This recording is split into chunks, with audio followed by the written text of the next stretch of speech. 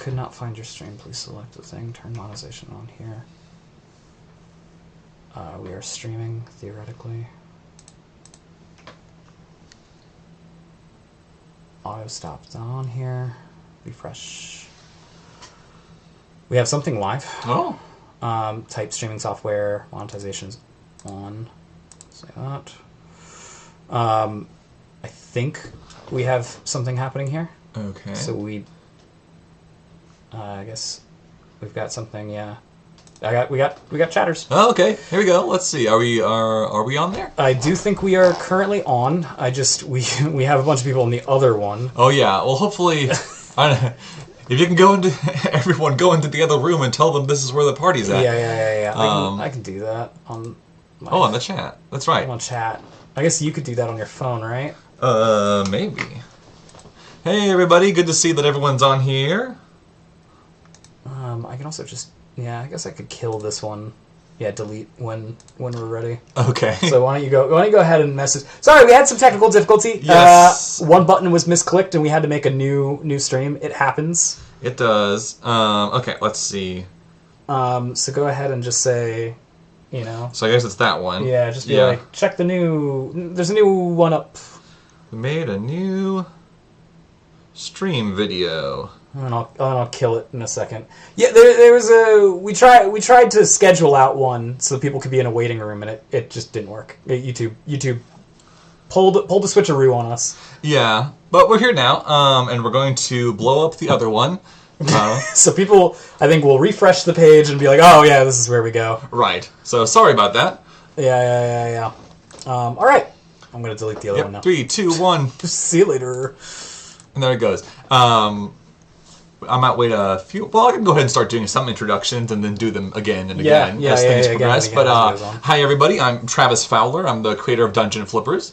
Helping me out is my good friend James. Hi, I'm James Gravely. Helping with all the tech stuff, because it takes more than one person to do right. And I want to spend that time to mingle with y'all and do some fun Q&A stuff. Hoping to play some Unpacking while I do, and have a good time. We got a lot of fun stuff planned. Including a little micro D&D sesh with the voice actors for Molly and Cleveland, as well as some Gartic Phone later on. So we're gonna have a good couple hours for sure. Yeah, just getting us to the end of our. I still have my audio on. There we go. It's gone. Yeah, look, I'm seeing people show up from the other stream now. So good. Sorry about the swapperoo. Yes, but we're here. Hi everybody. Yeah, so we're just doing this. We're doing a stream here, as you guys can see. We're just trying to hit our stretch goals. Yes. Once again, so thankful to all those who've backed us already. Like, I'm amazed that we were able to make our goal, and now we're just trying to see how far we can get. Yeah, and it's pretty cool that we already you guys can see I put down a little countdown clock and also our how much we've made so far, as well as a countdown timer for how much time is left. Correct, before this Kickstarter closes. Hey, we made that stretch goal. That's sure did. Cool. Oh, thanks to you guys' help, we've hit our first stretch goal of the Dungeon Flippers Palooza. Which is basically, it's a big midway through production, because it takes so long. It'll be a little while before episode 2 comes out, and I don't want you to just be sitting around and not have any updates, or not a whole lot of updates. So I want to make something, a big special thing, a big expose of all the fun stuff we're working on mid-production. Yeah, and so I'm also the producer of Dungeon Flippers, so I can talk a little bit about where this money heads, because I think that's kind of really important to talk about. I want some transparency. I don't want to be... with indie animation, it's kind of this big deal of like, we should be clear with what you guys are funding, right? And so we spent a lot of time trying to figure out exactly how much this new episode is going to cost. And we knew it was going to cost, basically, to get it done good and qualityed, it would take us about $50,000. This last... 5,000 here for the stretch goal. These stretch goals aren't like random numbers. Be like, there's more. We can do even bigger and better things. I'm trying to leave it vague. I don't like leaving it vague like that. So I want to be honest with you guys about where some of this money goes. And the $55,000, Kickstarter takes a chunk of the fees out when we do any Kickstarter, right? So the $5,000 there is basically Kickstarter's 10% fee that they take out. So that $5,000 goes to just making sure that now we can have our budget completely aligned into what the cost is needed for this show, right? And then the 60,000, that also helps us with hitting the merchandising fees that we're going to need to do. Again, once those 2 fees are taken out, we can purely focus on just making the best art that Travis can possibly make for this, as well as hiring some new artists to help out with this production, which is something I think you really wanted in the first episode. Yeah, right. I did a lot of it myself with the help of a few friends of mine, so I'm hoping this time around we'll really get the wheels of production a spinning. Yeah, and it is take it from 2 guys in the animation industry. It's pretty bad out there in the animation industry right now. With the writer strikes that happened, that bubble that kind of came down the pipeline, as well as just not a lot of animation being greenlit and it being a weird financial year. There's a lot of animators currently out of a job, right, and have been out of a job for almost a year now. Right. I was out of work for a year, and that's I put that to good use making the pilot. Yeah. So at great expense to myself. The idea here is, and that's why you'll see with the stretch goal coming up for the 75,000. That number's not out of nowhere either. That number is so that way we can bring even more artists on, try to get them paid living. We think that I think that the animation industry is going to start clearing up a little bit and having jobs again in April or May, but that's still forever from now. So it would be really good to make sure that artists could get paid, during that time in this bridging time. So those are our stretch goals. The 75 gets a comic, which you've wanted to do. Yes, I had the fun idea of Molly going on a date with a Sphinx. So if we can hit 75,000. We can get Sarah in the booth and do some a comic dub of that. It would be a lot of fun. One of those cool motion comics that I think are sort of taking the world right now. And then our 85 is another comic dub. Yep. I don't know what it'll be, but I know it'll be good. It'll be fun. It'll be cool. Just some more stuff to keep you guys going in between the episodes, because animation takes a while to make. So we want to make sure that we can get you guys stuff. But hey, at least this first part, the 55. Means that we can get you something on the halfway point to give you guys an update where we are and kind of share some more social media stuff as we go, too. Right. I'm going to officially check mark this off now. Delightful. I know. Pretty cool. So we'll see how far we can get before the end of this stream. I'm going to move it over to the next one here. Unpacking. So you guys can send questions on Twitter or Blue Sky. We'll take them on either one. I probably will be favoring Blue Sky a little bit more than Twitter.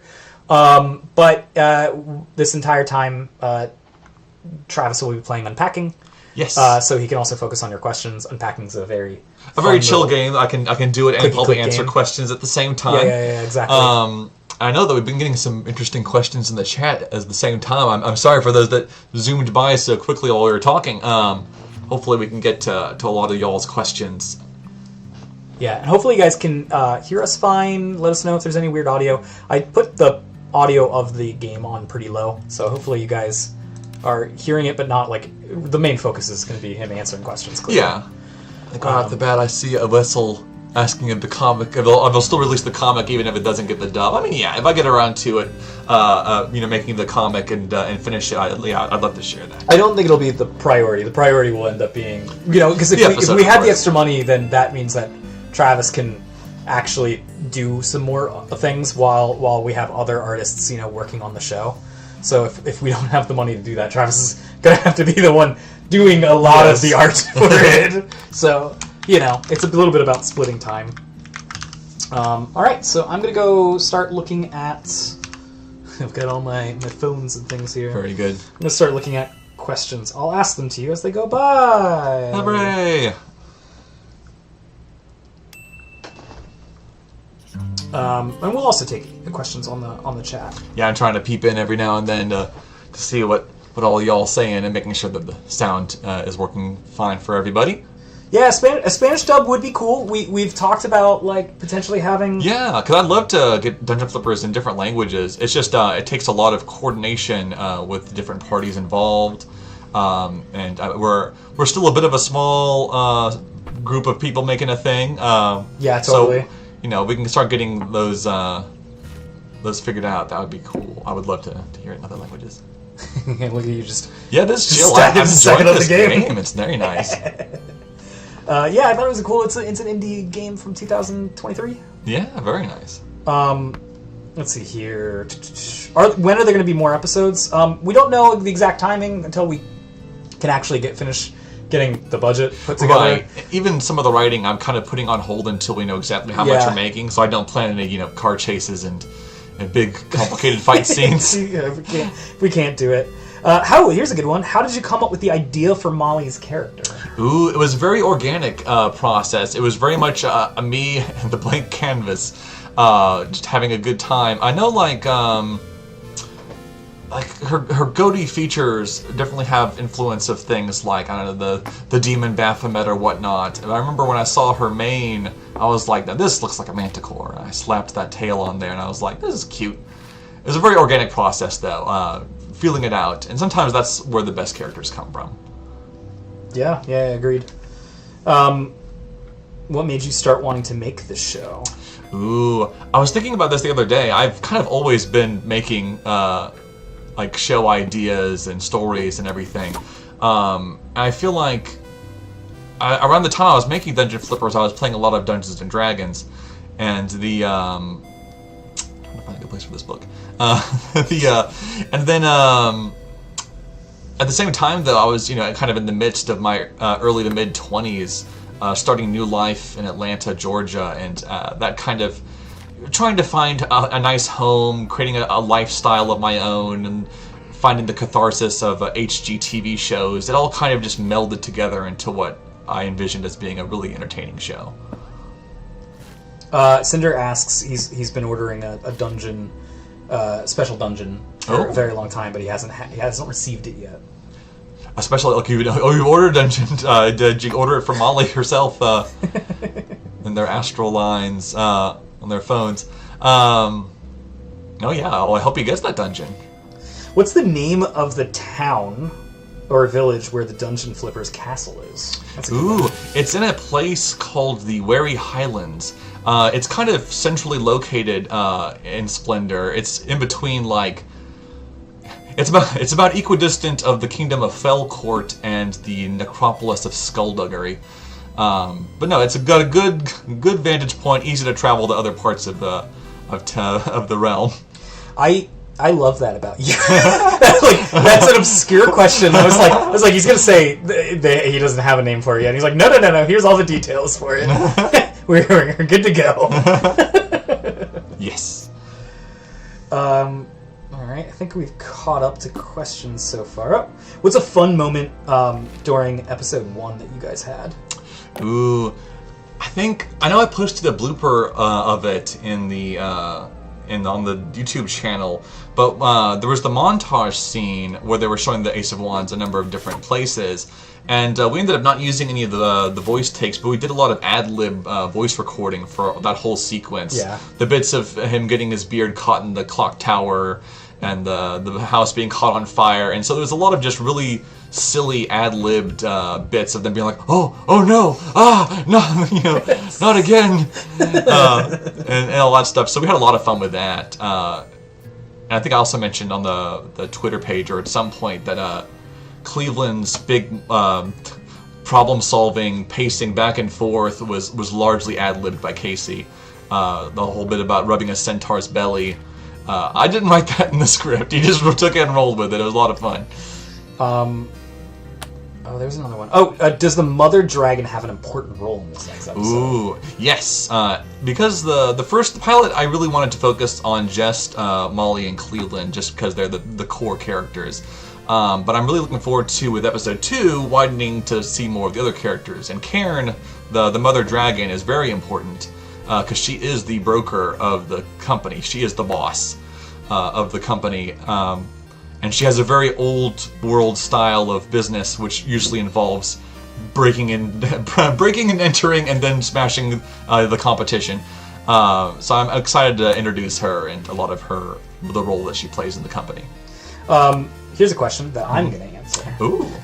Question from Snow Fox is, we made a French version of Dungeon Flippers. Ooh. We'd love to send it to you and have your opinion and see what if you like it. It's unlisted, don't worry. Where could I send it? Okay. Well, where's a good spot that they could send it to you? Like a business email or something? Yeah, a business email might be good. I know that I've gotten some some people have done similar thing, or like yeah, I would love to hear it. Because once again, I'm really interested in getting other languages represented in Dungeon Flippers.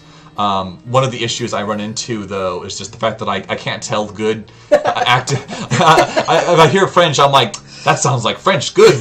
I can't tell if it's the quality of it, but I'm sure yours will be good. I'd love to hear it. Yeah, hi, I'm also the fun police of the world, being that I'm the producer. I would love to hear the French thing. Of course, there's always some weird rights that come into voice acting and stuff, right? Especially international law. Right. So sometimes, like, it's not as simple as like a handshake being like, yeah, here you go, you can put this up on your channel.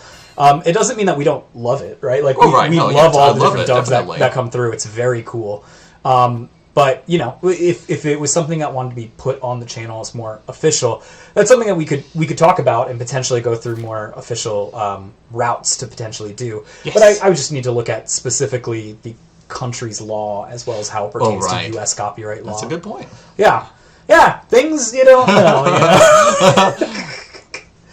All right, let's see here. Okay, here's a good one. How expansive is the Dungeon Flippers universe? Ooh, quite. Because unbeknownst to many, I actually a few years ago for the National Novel Writing Competition, I wrote an entire novel of Dungeon Flippers. So the world of it is very fleshed out in my mind as far as important locations, important geopolitical things, and even more lately, intra-realm politics. So these are all things on my mind.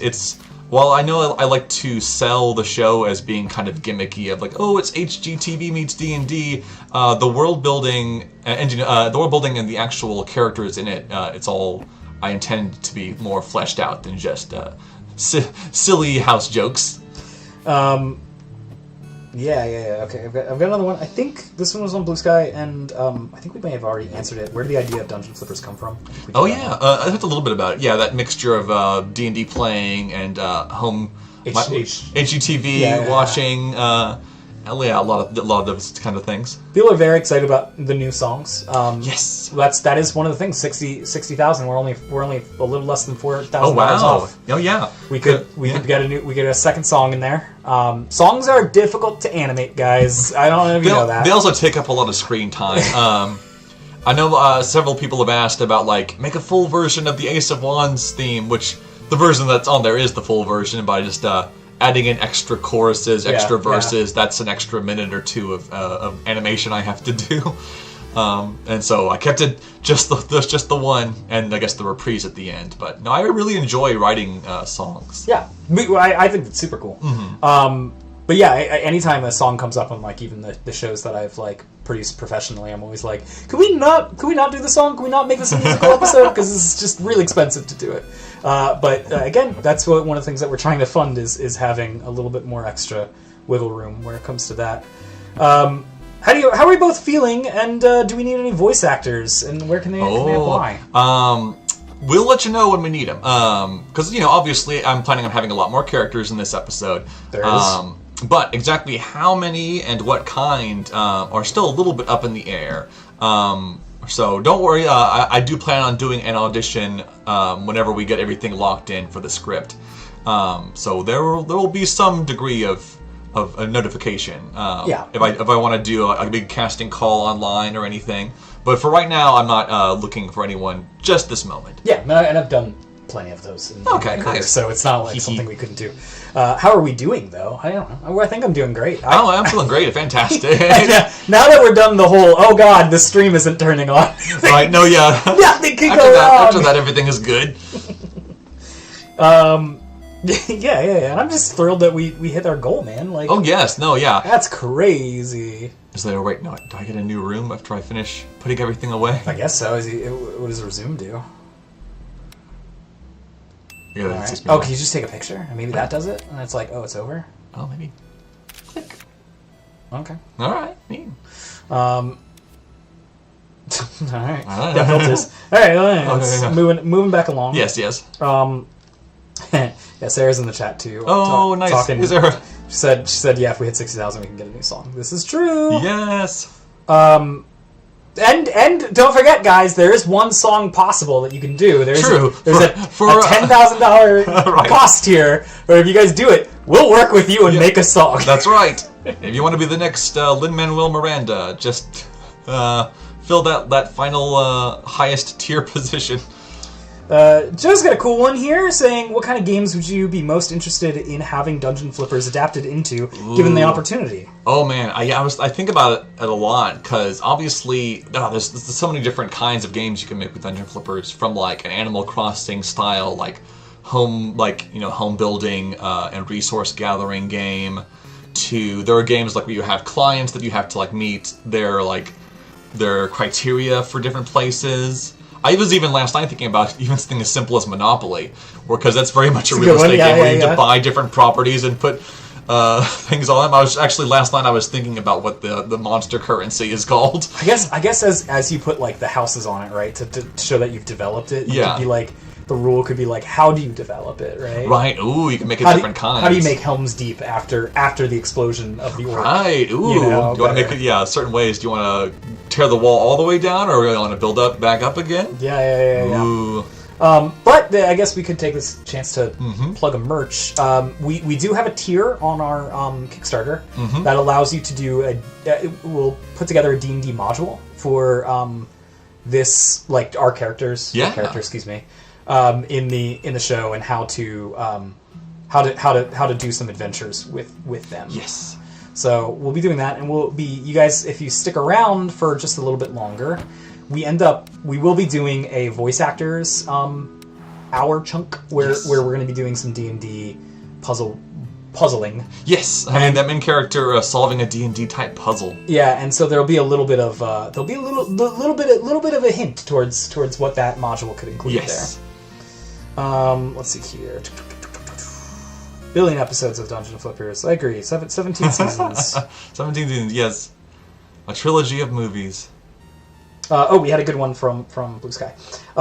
What's some advice on writing characters that have their own personalities without interjecting what you would say or do?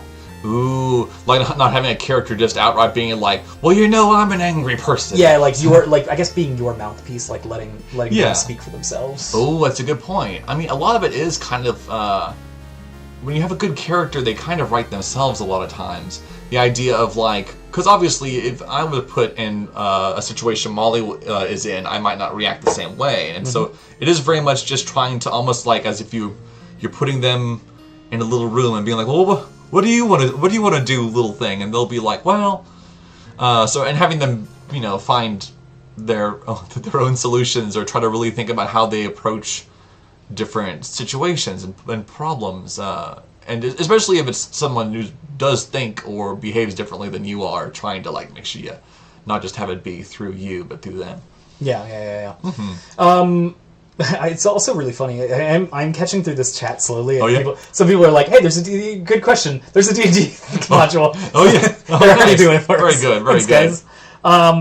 Another one from Blue Sky. Lore question. Yes. What is the interaction between humans and general monster kind? Are there some monsters who like humans more, or some humans that like monsters more? Question mark. Right. It's definitely a kind of a gradient, because there are some creatures, I think especially things like werewolves and witches, that are kind of walk between the human and like more monstrous society, where certain things like maybe an orc or a troll, or like fiends and such, where they're probably a little more secluded, a little more away.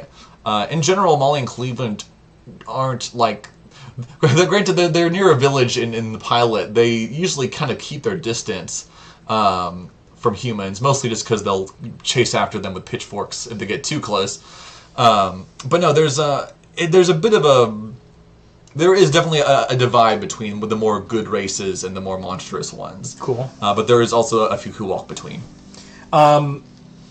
Someone asked a question about what you use to animate the show, but you might as well say like what kind of softwares you use. Oh yeah, totally. So I do most things through Harmony, Toon Boom Harmony. I'm in version 22 right now, although I think 24 is out. It is. No, yeah, and it's really good. A lot of the backgrounds were made in Clip Studio or Photoshop.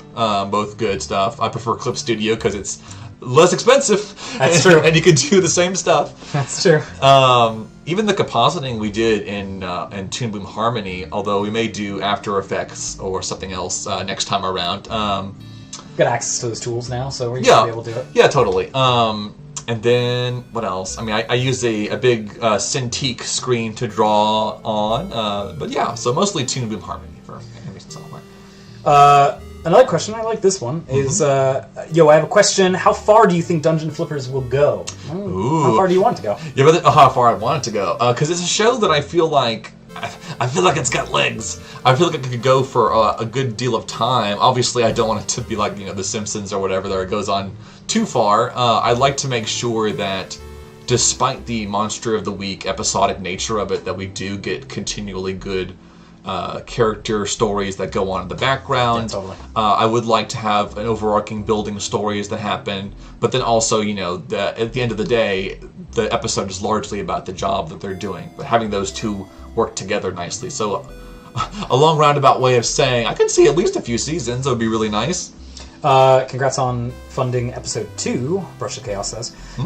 The moment they saw Dungeon Flippers, they immediately fell in love with Molly and Cleveland. Any future plans to sell prints? Ooh, prints. We have a reward tier that has some prints in it. Yes, we do. And I think definitely whenever the episode comes out, I'd love to do some more like merch ideas and stuff.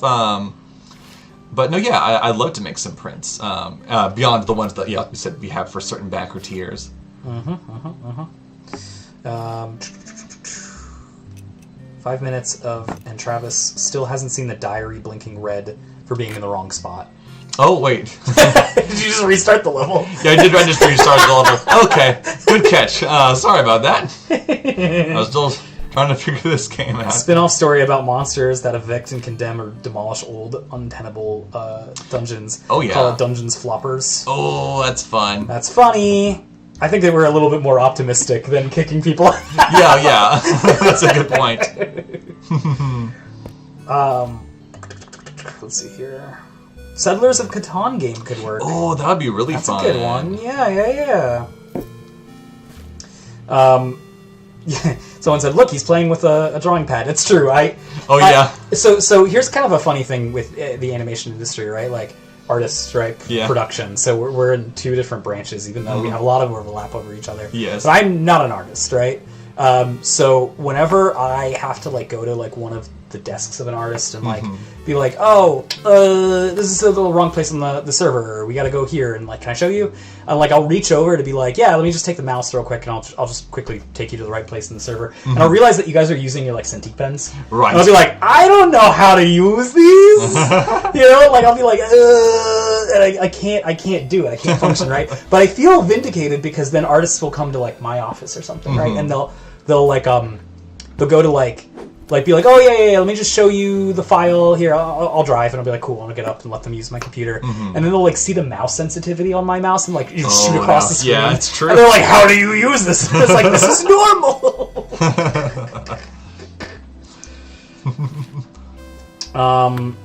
What if Dungeon Flippers was Gantz 2004 from the anime movie? I don't think that's happening. Probably not. I haven't actually watched Gantz, but I think I've flipped through the manga, and I'm like, this seems like pretty violent, pretty dark looking stuff, huh? It is pretty. Oh, where can they find the business email to do that? Oh yeah, let's see. That would be, I believe it is dungeonflipper@gmail.com. Dungeon Flipper singular, as if I am the Dungeon Flipper. But that email should reach me. Yeah. Okay. And I think we're caught up on questions for now. Most people have some questions. Very cool. Slowly but surely got there. Travis. Yes. How has this month been?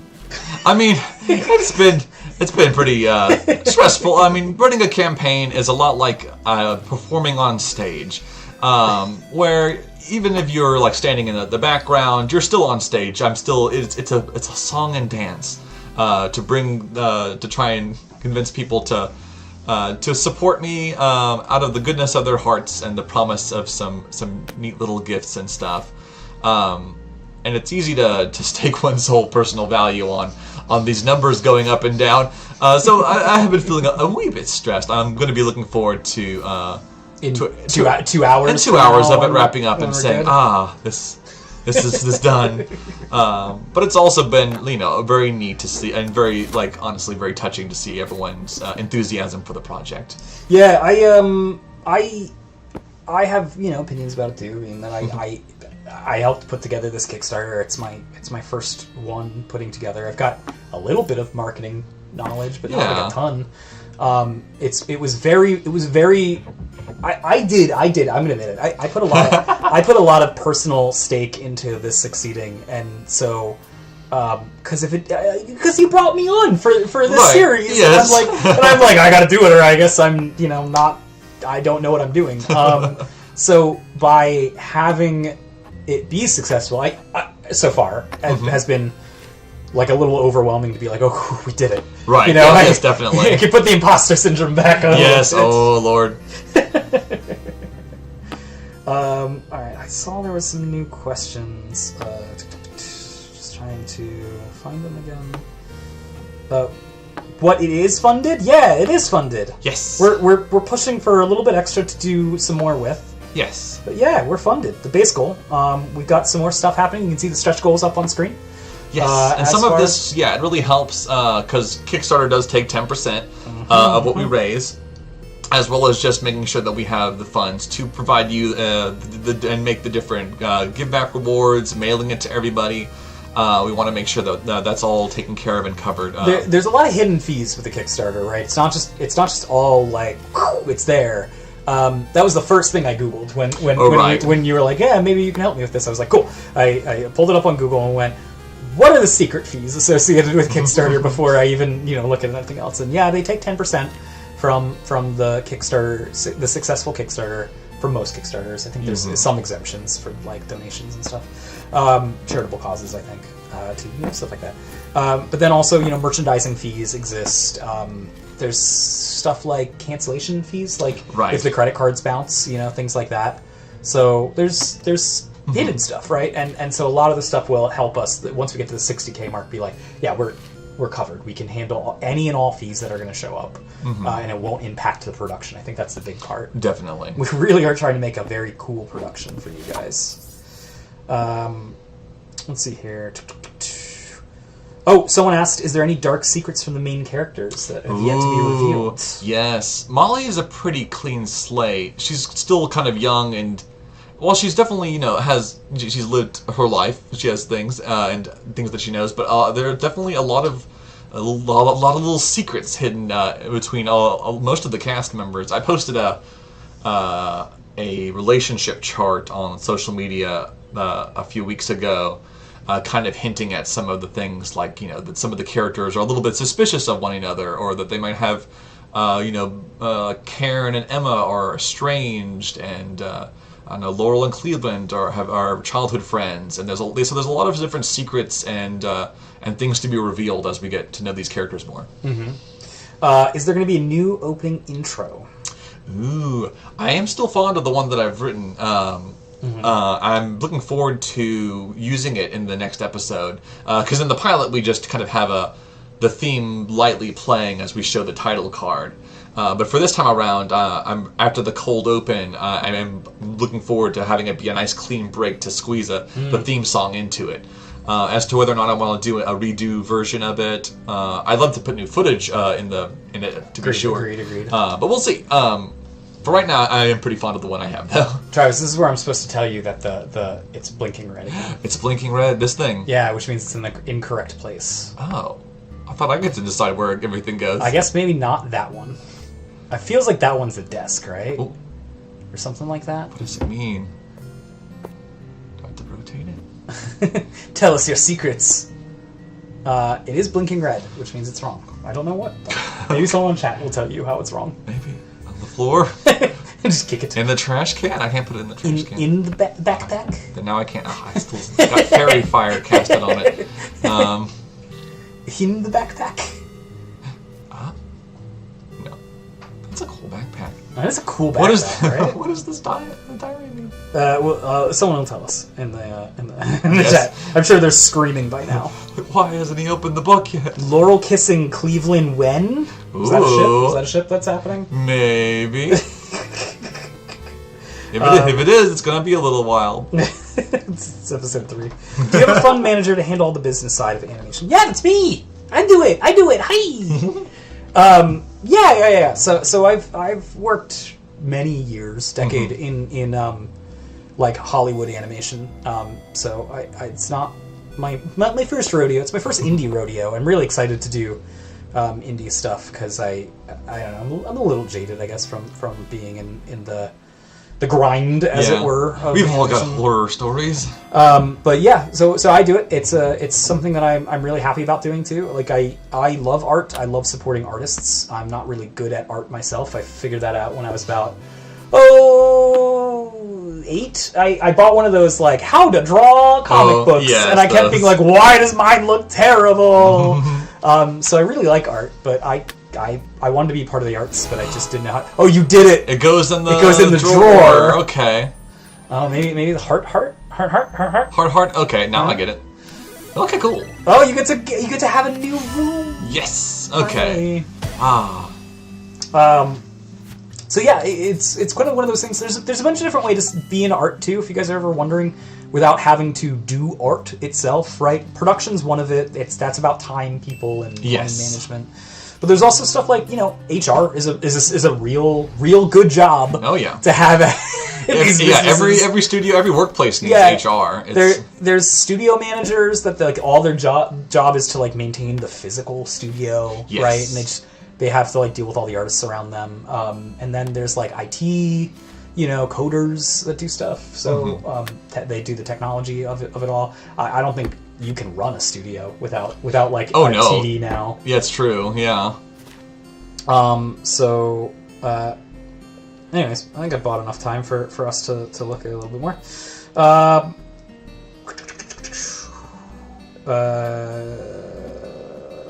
Something about pillow. Oh, you can put it under the pillow. That's where you also. Okay, very good. Your pal Casey says they can do some very impressive kiss noises if needed. Oh, good, perfect. Casey is the voice actor for Cleveland. For Cleveland, yes. We'll get to have him on here shortly. Will there be a mention of a purple journal in episode 2?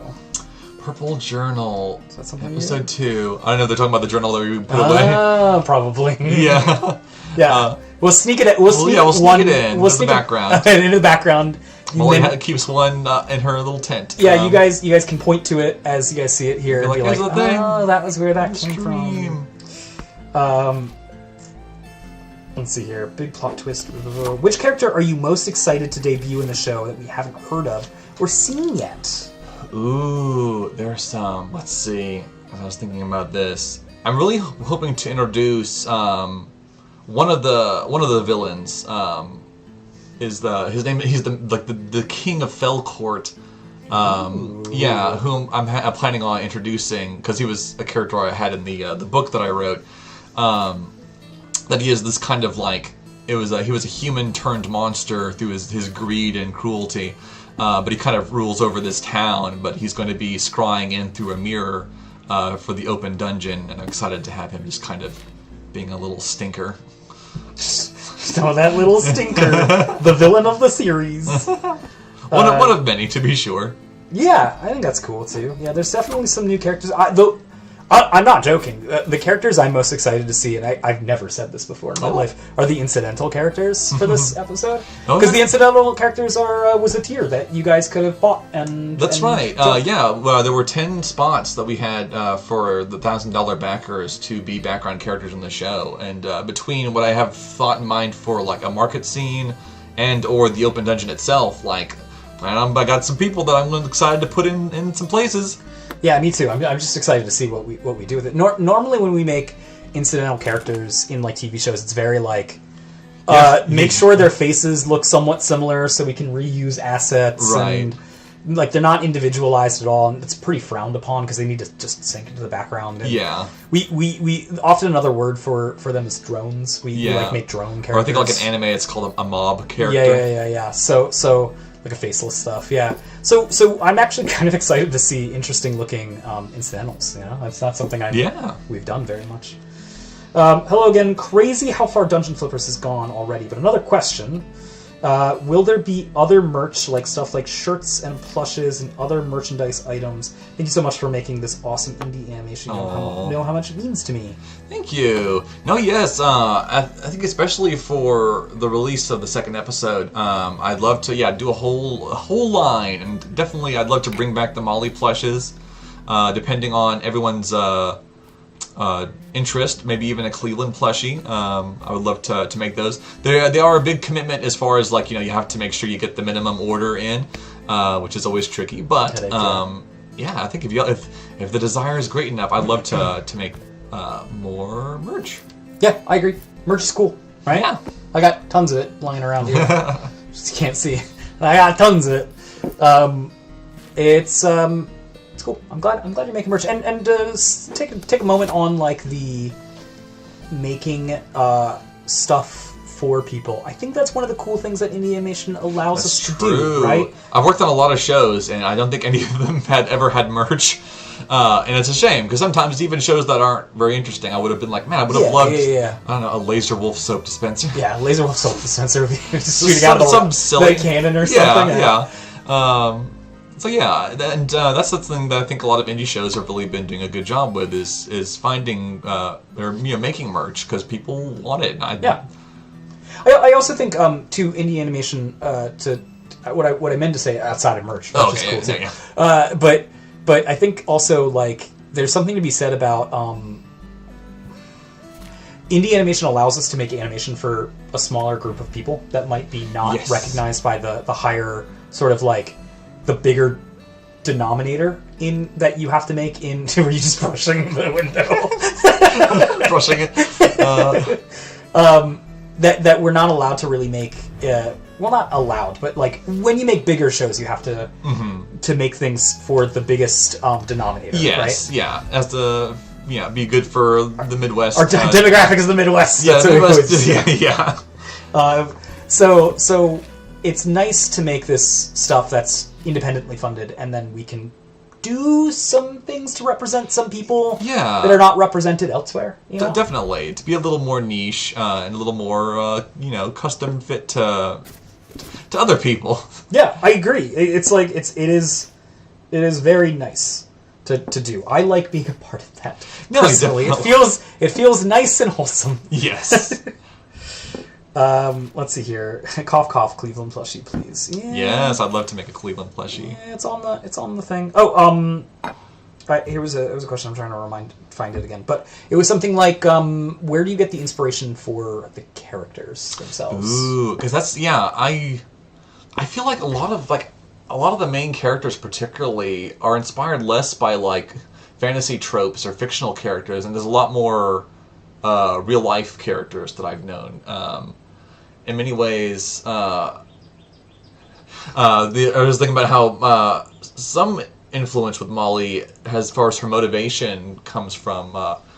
My mom mentioned that she went in real estate very briefly, and she really liked the idea of finding homes for people. Yeah. But then she very quickly got bogged down in all the not fun parts about being a real estate agent.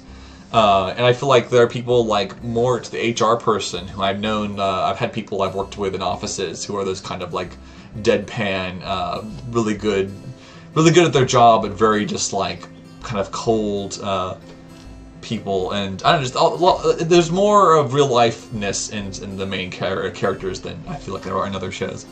I have a really good question from Yummy Sauce. Yummy Sauce. Yummy1337 Sauce. What is your favorite made-up curse word from the show, like Dragon's Breath? Ooh, Dragon's Breath is really good. That's a good question. I only put a few in there. There's like Dragon's Breath and Beasts Alive, which I also really enjoy.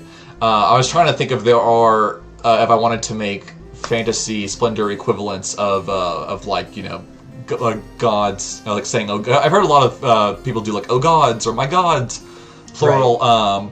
I know Hermes heals or something like that. Yeah, or like I was thinking about I know in Greek mythology the grandfather of like all monsters, his name is Typhon, so it could be like Typh's sake, like, or something like for the love of Typhon, like, I don't know. That was a good one. Other things. So I'm always on the lookout for some new fun expressions. They were a lot of fun to make. Yeah, it's totally fun that you're like so into the world building on this one. Yeah, you're welcome for having your question answered. I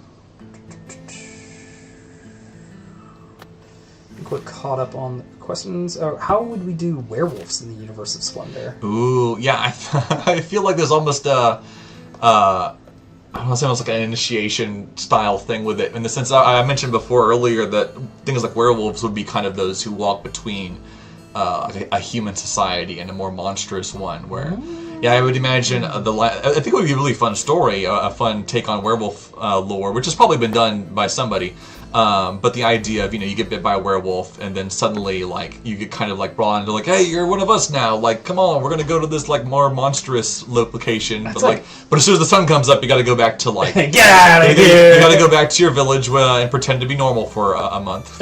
Yeah. And that could be a lot of fun. It would be kind of... Yeah, that's, like, kind of a cool, even, like...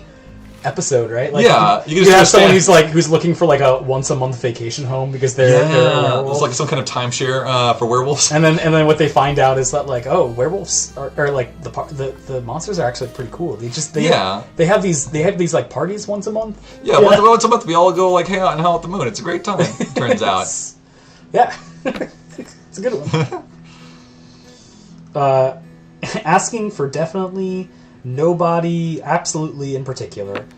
Is Molly seeing anyone, dating anyone, or married, etc.? Not yet.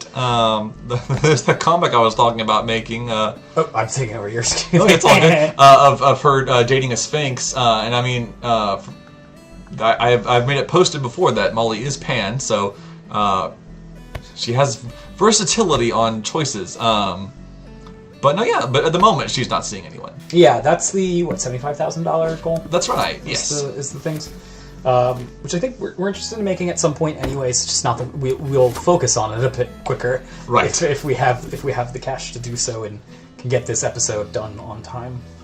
But I agree. It's that's a cool one. Yeah. You've told me some details about it, and I think it's dope. Mm-hmm. No new episode? No, we'll get an episode. We're working on it. Yeah, it's going to take a minute. The first one was made largely by me and a few friends. The fact that I managed to get it done in a year or two is honestly pretty impressive. Absolutely nuts, man. Let's take a second to appreciate Travis. He's one of the best animators I've ever met in my life, and he's also fast, which is crazy. You usually get both of those. One or the other, not both. In it. So the fact that you were able to put out the first episode more or less by yourself in your downtime while the industry was in a downturn, yes, is crazy. I'm glad you got to live your dream. I never want to put you through that stress again. Thank you. We want to make sure there's other artists helping on this one this time around. Which there was other artists. There were, yes, of course. They were just like mostly background artists and stuff like that. Yeah. Jennifer did a great job. Oh yeah, she was fantastic. And then audio, you had some audio people too. Yes. Question: would Molly and Cleveland be able to interact with humans in future episodes? Yes. I think very soon. That's probably could be true. Oh yeah, because this is some more fun with the human resources manager is they mostly focus in necromancy. Is honestly the most powerful magic wise of the team. He could whip up a spell to make them look human for a day. We could do some fun stuff. Would it be more probable to end in chaos and death, or something more like friendship? I don't know. I'm more pro friendship typically, but I mean a little bit of both. I think a little bit of friendship and chaos is always good. A little bit of chaos is fun. Yes. Will the heroes discover some hidden abilities that they don't even know about yet? Something like that could be implemented. Oh yes, because as you noticed in the first episode, Molly has kind of a strange and vague power of being able to visualize and see things that only Cleveland can see. So delving into some of that, like her learning how to kind of make her visions be more visible to other people, is something that she'll be working through, as well as like Cleveland has a lot of interesting, sordid facts about him that we'll get to discover, and he's got a whole lot of journeying to do as well. So there's a lot of fun developments for those characters. Guys, get your questions in quickly. We only have a few more minutes before we're going to move to the second block of this, which is going to be the two voice actors of Cleveland and Molly going through some dungeons. It's going to be a little bit of a peek at the tier that you guys can order right now and get sent a D&D booklet on how to play this. Yes. Look at you matching them. Oh, that wasn't intentional. Look at that. Did it. You did a great job. I just do my default. Let's put the toaster in there. No, that's not where that goes. Here's a question: is there any wars going on currently? Yes. So I guess the politicalness of the monsters in Splendor is that it's kind of a feudalism, to where a lot of towns and villages usually will have someone in charge. Giving people orders, but there is an overlord of monsters who's in kind of high command. But they spend most of their time engaged in what they call the war against good, which is basically them just fighting humans and elves and dwarves and such. So there's always in the background this kind of fantasy style war, but we're not typically going to get too deep into it. Usually we'll be kind of seeing this all kind of from the sidelines a lot of times, because that's part of the joke as well with Dungeon Flippers is that like in the beginning of Lord of the Rings they talk about darkness covering the land and everything, and I'm like, well, it's a buyer's market for this for the orcs and stuff. It's like there's a lot of moving properties going on as one goes conquering through a realm. So that's why a lot of the reason why there's so many clients and stuff for the Dungeon Flippers to work with. Yeah. Hello again. Welcome back with another question. Where and when does Dungeon Flippers be time-wise, if that's not already been answered? Ooh. It's definitely a medieval-themed fantasy adventure, like a medieval Europe-style fantasy adventure. Very kind of classic. Intentionally, just because we have the vanilla base that we can play upon. But, no, yeah, so it won't be too steampunky or fantasy future tech. I know a similarity I typically compare it to is Terry Pratchett's Discworld novel series, which does eventually become steampunky. And I feel like if I follow the magic, the technology of Dungeon Flippers long enough, we might end up becoming steampunk. I feel like it's a natural course of events. But for right now, it's a medieval themed world. How do they acquire properties to sell to monsters? Are they owned by humans? Ooh, sometimes. That's a lot where Karen comes in, Cleveland's mom. Part of the joke with her is that she does a lot of the acquiring of properties, and sometimes she has a condition where she has to get their agreement and consent, but she can do so, with force. It's a lot easier to be like, okay, we'll sell you your place because it seems like you're going to tear it down otherwise. Yeah. So she does a lot of the buying and acquiring of properties, Cleveland's mom. Have you ever heard of the D&D podcast or Not Another D&D podcast? That feels like a question for you. You listen to more D&D podcasts than I do. Let's see. What was the question again? Sorry. Have you heard of the D&D podcast or Not Another D&D podcast? Oh, the name is Not Another D&D podcast. Yeah. I haven't heard of that one. No, it sounds interesting now. I want to know what it's about. I know you listen to some D&D podcasts, right? True. I mean, I'm a big Adventure Zone fan, for sure. All right. Well, that's 3:30. Okay. So I guess that's the end of this block. All right. Well, it was wonderful talking to everybody and answering y'all's questions. I'll actually be sitting back for this block and letting James be the DM while you get to hang out with Sarah and Casey, the voice actors for Molly and Cleveland. Yeah. So it'll be. Do I sit in the same place, or do you? Well, you can leave. You can go. You can go. Come back. This is your rest time. I'm giving him an hour off to go do whatever he wants to do. Chillax away from the camera, and then he'll be back. We're gonna play Gartic Phone and at 4:30. 4:30. Yeah. To 5. So very cool. We got tea coming in. So let's see. Where you want to get out of here? Yeah, that way I won't just be lingering and sweet. Such. Very cool. All right, bear with me, guys, while we do the transition to me taking over. You put my tea there. Thanks, Tiffany. All right, so let's go over to. Oh god, I'm trapped in the universe of this game. How do I get out? There's the little writing pad. Writing pad? Yeah, and then you know, main menu. Oh, okay, just get out of it. Or you can close the big X will help. Yeah, that'll do it. That'll do it. All right, so we'll pop over here. I'm gonna go ahead and X out of this game now that we don't need it. And then I gotta get Discord set up so that way I can bring in our lovely voice actors. I'm gonna be deaf to the world now. All right, I'll be listening in from the other room. Oh god, he's gonna check up on me. The pressure's on. I gotta make sure you're following the lore. I haven't told anybody. Yeah, you'll have to let me know. All right. So Sarah and Casey, let's pull you up here. I'm gonna go ahead and do your voice call.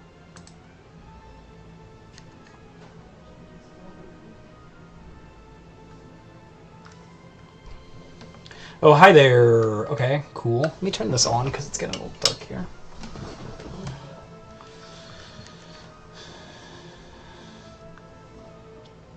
Coulda, woulda, shoulda. All right, you're not on yet, but now you should be. Now you are. Okay, so let's get this situated.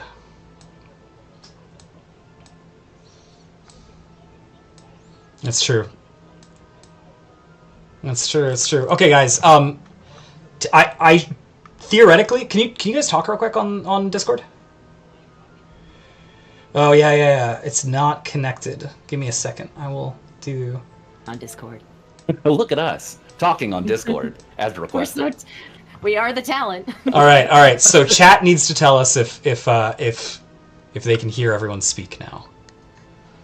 Go ahead and I'm just going to see the flood of everyone saying, no, can't hear you, or can hear you. Oh, and decided to join us. Well, that's good. It's good. Which one is that? That's Aries. Hey, buddy.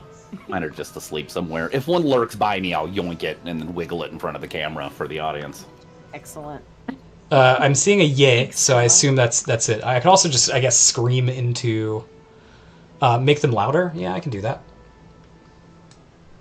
I think that's the first time anyone's ever said that about me. For me to be louder. We typically go the opposite direction. All right, cool.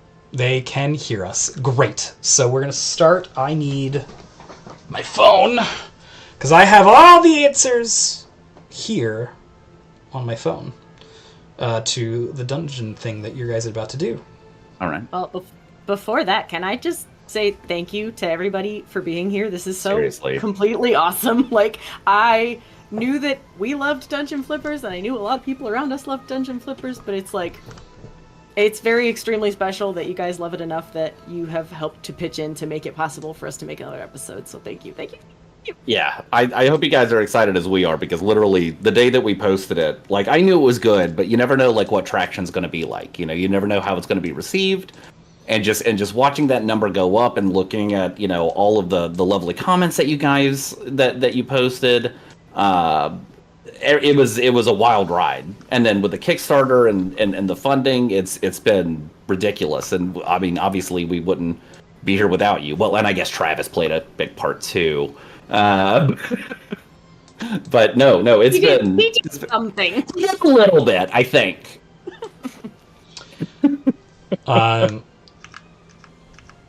Okay, I guess the other thing I can do is I can probably share this to you. Let me go ahead and pop that up on Discord again. Share my screen with specifically you. Go live. Okay. So you guys can see this now. Yes. I see a line. line. High. Oh, an H. Hi. Great. Good. This is just, I feel like some visual aids are pretty good in D&D. I guess I could probably just get rid of this then. It's not needed. We'll just make it very small. It's super small. Let's see here. as I fiddle with my live stream settings, guys. That's fine. Fiddle all you like. Okay, cool. So, guys, here's a little sneak peek into the wonderful world of Dungeon Flippers. There's a tier where you guys could get the a D&D module. In that D&D module will be a sample adventure that you guys can play as Cleveland or Molly, as well as their sort of character sheets. So you could take that theoretically and do your own adventures, or go into any D&D adventure and play as Molly and Cleveland. Maybe a couple more characters. We'll see. But the first one is going to be this one. It's a sample pack. We're going to try it out here live on stream with you guys to see if you guys like it. Woo! And potentially this could even be included. So let's get started. Here's the scenario, Molly and Cleveland. You guys are doing your last prep for this dungeon. You guys have just put some cookies in the oven to get that oven cookie smell. Clients are going to be coming soon to go look at your thing and your dungeon. But something happens. Molly, I'm sorry, you really shouldn't have pulled that lever when you found it. You got a little too excited. And suddenly the doors disappear from your area. You are now trapped in there's ambient light in the room. We don't know where it's coming from, but it's there. And you are now trapped in what looks to be just walls, ceiling, floor. And you hear a voice come over the distance. And it says,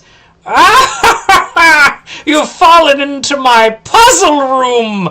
I, Bill the Ghost, am here to ensure that you play my puzzles that I couldn't play in my life, and now I'm here, eternally waiting for someone to solve my puzzles. And you will be here playing all my puzzles forever!" Ben's toes. Bill the Ghost? I was Bill the Puzzle Maker, but then I did die, so, you know. Don't be rude. I didn't know that guy was here. It's a little shocking, to be honest, that a guy named Bill is now a ghost. This is your unfinished business? Yes. I was watching you intently sell, and I didn't know when the right time to come in and go, ghosts and puzzles. But when you hit the lever, it felt like a good time, so I did it. All right. This could really be a selling point, actually. A lot of people really like haunted houses, so we could use this. Yeah, assuming we're able to figure out the puzzle and get out of here. Oh. Or die, maybe. Wait, Bill, what are the consequences of not solving your little spooky puzzle thing? I wasn't really looking for a roommate, so I'd prefer you not to die in my puzzle chamber. I've got some cheese, so you could be here for a while, but I do want you to solve the puzzles. All right. So, Cleveland, I kind of have to pee. Bill, do you have a designated corner? Corner, there's no doors or anything. We have to get out of here. Okay, let's get to it, alright? It seems like you've got people to see, things to do. I've got to move on to an afterlife feeling fulfilled. So, let's go ahead and just get moving on. Look! Oh, what's that? Ooh! And then a mirror appears before you on one wall. It's a big mirror. Yeah. Just cautiously walk up to it. Cleveland would look into it and adjust his tie just to make sure that he was still looking. And I kind of make sure we look good for the people coming in and out. Do you guys have dice on you? Yes. Oh. I can't believe I didn't. Sarah, the one time we needed dice. I always have dice nearby. Well, just Cleveland, in case of this type of emergency. Great. Roll a d20 for handsomeness. All right. What if I biff? Oh, no. Well, luckily, you can't say my roll, so I can just lie. But I did get a 18. Oh, you're very handsome, Cleveland. And you know what? Thank you. Your eyes are kind of sparkling in the mirror. That's true. It's like a little anime effect. Yeah, you look good in that mirror. Molly's gone forever. Turn around in panic. Molly, where'd you? I also want to roll for handsomeness. Okay. Glad the important part is happening. Does Molly's face slowly shift into the Giga Chad face? Look, my dice have little paw prints on them. That's a 12 plus charisma, though. I mean, my charisma's pretty high. Probably pretty high. Charisma is probably relatively high. Yeah. You're pretty handsome too. Maybe not Cleveland handsome, but your eyes don't sparkle quite as anime. Anyways. That was already established, though. Come on now. You hear a ghost over. You guys are just admiring yourself. There's a puzzle to be solved. Come on! I've been waiting 200 years. Sorry. Okay, so hold on. I look closely into the mirror. Is there anything in the reflection? Oh, you find I didn't see in the room. You roll for investigation. I will. That is a big whopping 2. I'm just lost. You are just really into yourself. Molly, you want to try? Yeah, I really look good in this lighting. 9. 9 is enough for you to be like, you're getting lost in Cleveland's eyes, and then you realize there's a little like plate on it, engraved, and it says the words "Mind your manners." Mind your manners. Mind your manners. Mind your manners. It's like maybe it means to like think about your put your manners on your mind. You gotta so I don't know, thinking about being polite, thinking about what you do when you open the door for somebody. I don't know. That doesn't sound right. No, I mean maybe you're onto something. Let's try this. Bill the Ghost, may we please leave your horrible puzzle dungeon? Oh, thank you for asking. No one's ever asked so nicely. No, let's solve the puzzle first, and then you can do it. Well. And to give it a shot. That was a good try. I think that was. I appreciated it. The ghost says, you still can't see him. Mind your manners. And by the way, chat, if you have any good ideas, if you have any hints, because let us know. Cleveland may be smart, but Casey is stupid.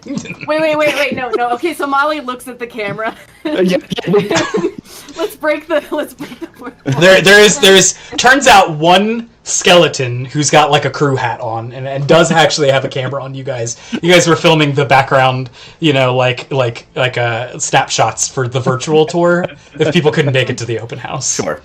And she says, "Do you know what the secret is?" He say it out loud. Okay. Mind your manners.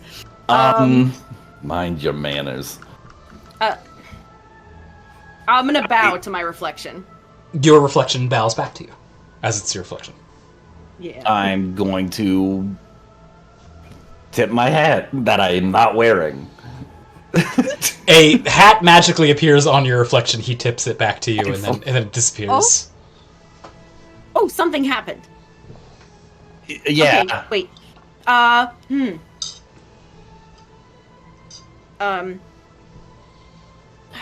Mind your manners. Oh my goodness.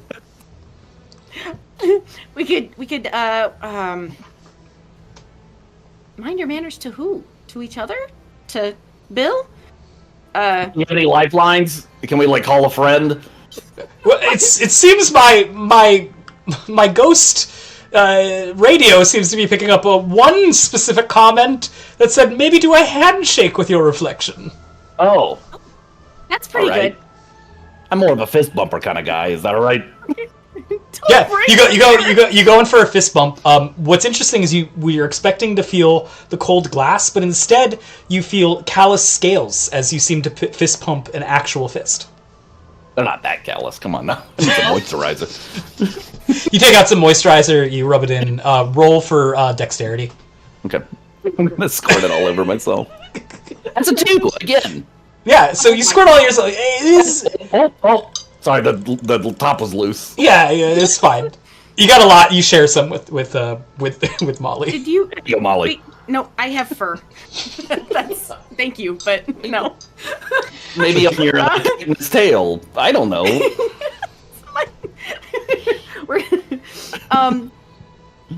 Thank you, and then just put it just on the pads. I want to try and I saw what you did, and that looks like a lot of fun. She's gonna try and reach through the mirror, but like not slowly and carefully, like You full force, quickly. collide fingers with your reflection, and it kind of hurts. Oh, I thought that would work, but I did. But okay, wait. I'm gonna put my paw up against the mirror. You feel the paw of your reflection against you. Can I like hold? Can I like do like Yeah, that? yeah, it also does it. You guys clamps. Finger length. Okay. Now, She goes, this is so cool. This is a very cool mirror. We need to acquire this. well, can we keep this? Are you out? Is this for sale? I mean, I don't need it after I go to the afterlife, I assume. Fair. Well, we can, or it could raise the value of the house. So now I want to try and can I pull the reflection out towards me? As you do, the reflection starts to pull back, and there's like kind of a tug of war. It seems your reflection's unhappy with that. Oh no. Oh. Sorry. Oh. Nice to meet you. It does a nice to meet you too, like Kurt's. Wait, how big is this mirror? Can we like both be standing messing with our? Yeah, it is very big. Full. Okay. I'm watching Molly go through these shenanigans, and I'm like, kind of like finger gunning at my own reflection. I get like real close, like nose to nose, with mine, like looking him in the eyes, little smoke coming out of the tip of my nostril. Are you giving the smolder to yourself? A little bit. I'm kind of liking it. Let me have this moment, okay? We could die down here. And thankfully, no one's watching. Slowly looks towards the cameraman. Yeah, all you see is the skeleton just be like. But every time we look, he's just positioned in a new. Yeah. Mind your manners. This is my bad interpretation of the room looks like. You guys are You guys are in the room. It's a circle room. We're on that potato. There's the mirror right there. And then here's your reflection over here, and then here's you guys right there. Can we move the mirror? Wait. Oh, go ahead. You sound like you got something going on, or you're about to piss. I think. No, I can hold it. Okay. So maybe I'm gonna walk backwards. Okay, the reflection walks backwards as well. Okay.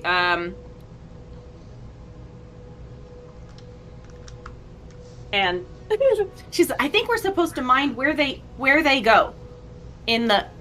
We're minding our manners. We're being mindful of the manners of the things in the. I think we're supposed to try and get through. I think we're supposed to try and get past. I mean, we could just break it. Okay, please don't. That's my valuable mirror. Then we definitely can't get through, and then we're stuck here. Then you can't get to the cheese at the end. Wait, you said cheese? I have lots of cheese at the end for you. We gotta get the show on the road. There's cheese. Cheese has been promised. All right, so yeah, but how can we get through, Molly? It's us. They move at the same. We can't really like trick them. They're gonna move exactly as we're doing. No. Like even if I like snuck around the side and went like, ooga booga, it's gonna ooga booga too. Sure. Okay. But what if and there's nothing else in this room with us right now? Nothing in the room with you except for each other. Okay, what if though? I want to try to imagine a dresser in there. You gain, because that's your power. You do get a dresser, but sadly only you and Cleveland can see it. Not in with us, but in the mirror. Oh, like, yeah, you see it. You see it, but it's Okay. it's just only you and Cleveland can see it. The ghost is like, "What are you doing?" Okay. I want to try and get them stuck on something. Like, hold on. She's gonna walk behind Cleveland. Okay. And You're so tall. You're, Yeah. You're such a small boy. yeah, you're very, true. very trying to true. like. Okay, you're there. Okay. What are you doing, kid? I'm trying to block its path so that I could move, but it can't move.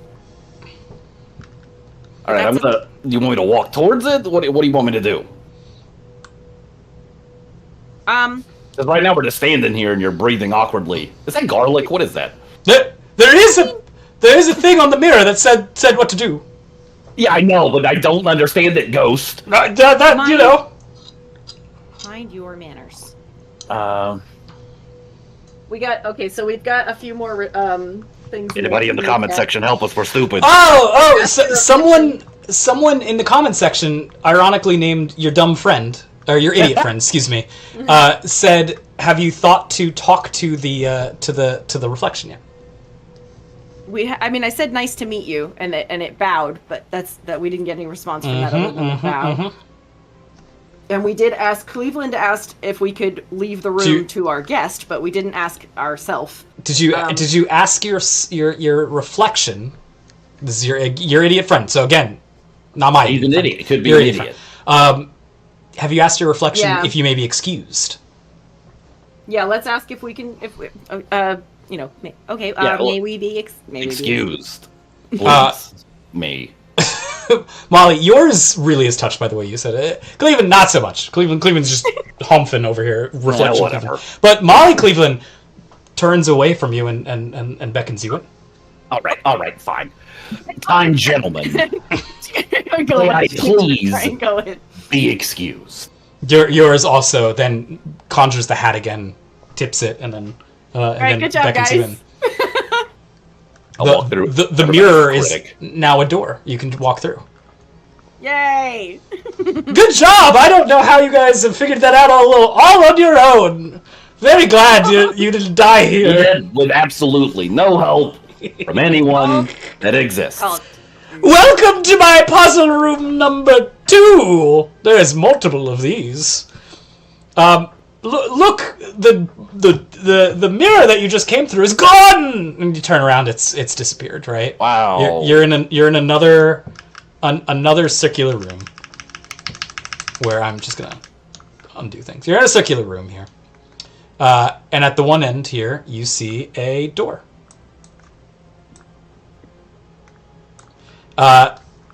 And you see it's just a very large door. What do you guys do? And there's nothing else in the room. A roll for investigation or perception? I'm gonna peep around with my papers. Yeah, use them. A 2. I'm getting nothing but 2. I'm getting another D20. You're a little upset that you can't see yourself in this one. This is what's happening. And it turns out I'm kind of a jerk for not letting me in the first time. What do you got, Molly? 18. Yeah, you Nice. this time you're looking together. You're a 20, right? So that matters. We make a great team. We do. Yeah, Molly, you go closer to the door, you start examining it. It's got this big ornate knocker in the center of it. It's got a handle, what looks to have like a little keyhole in it, and a very big face on the top. And Sorry, both me and Casey are laughing at the word knocker. yeah, it's got a iron knocker. Look at the knocker on that door, Molly.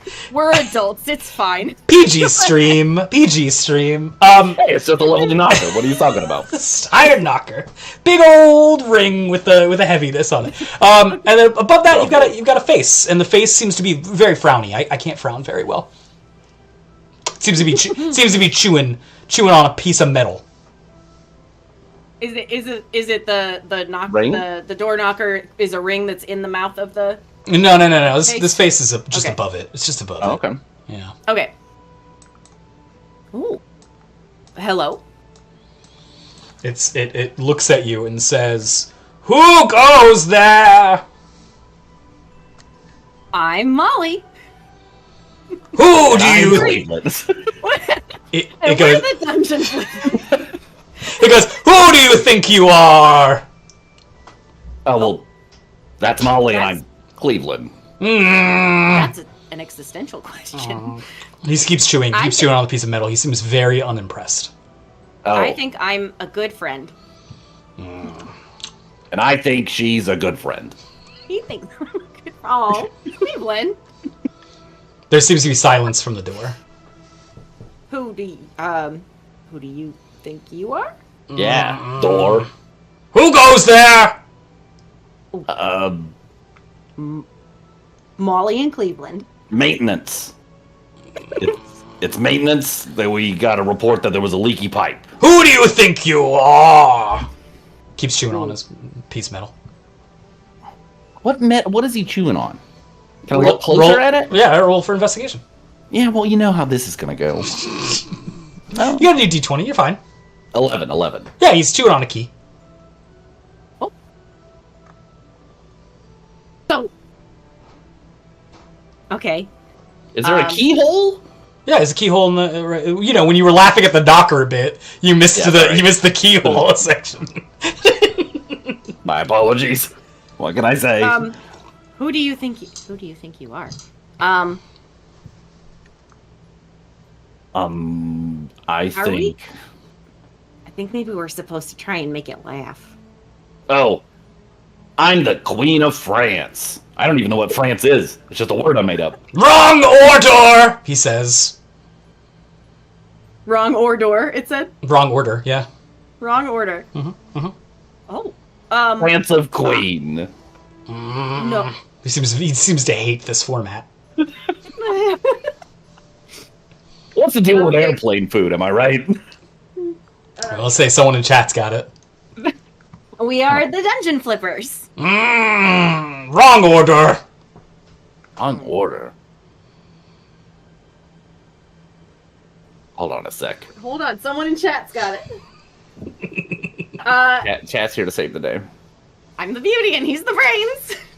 Not funny. I mean, I'm also kind of a beauty in my own I ways. think you are.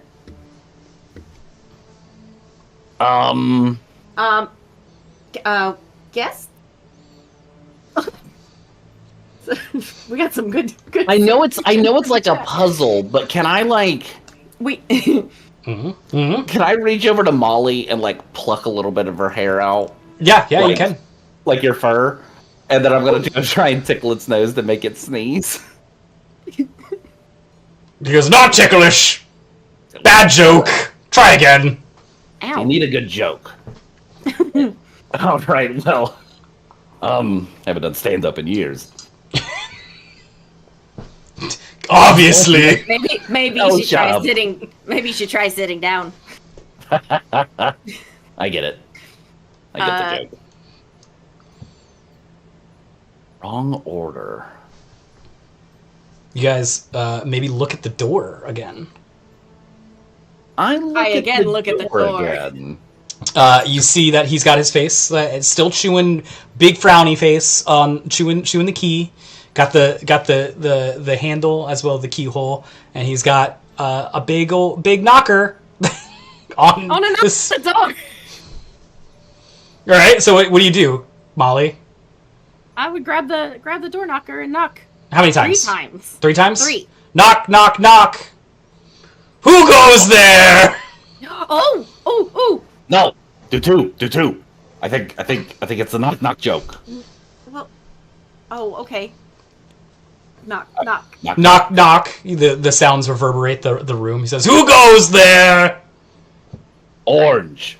Orange, and who do you think you are? Mark, that's not the format. Oh, sorry, pardon my language.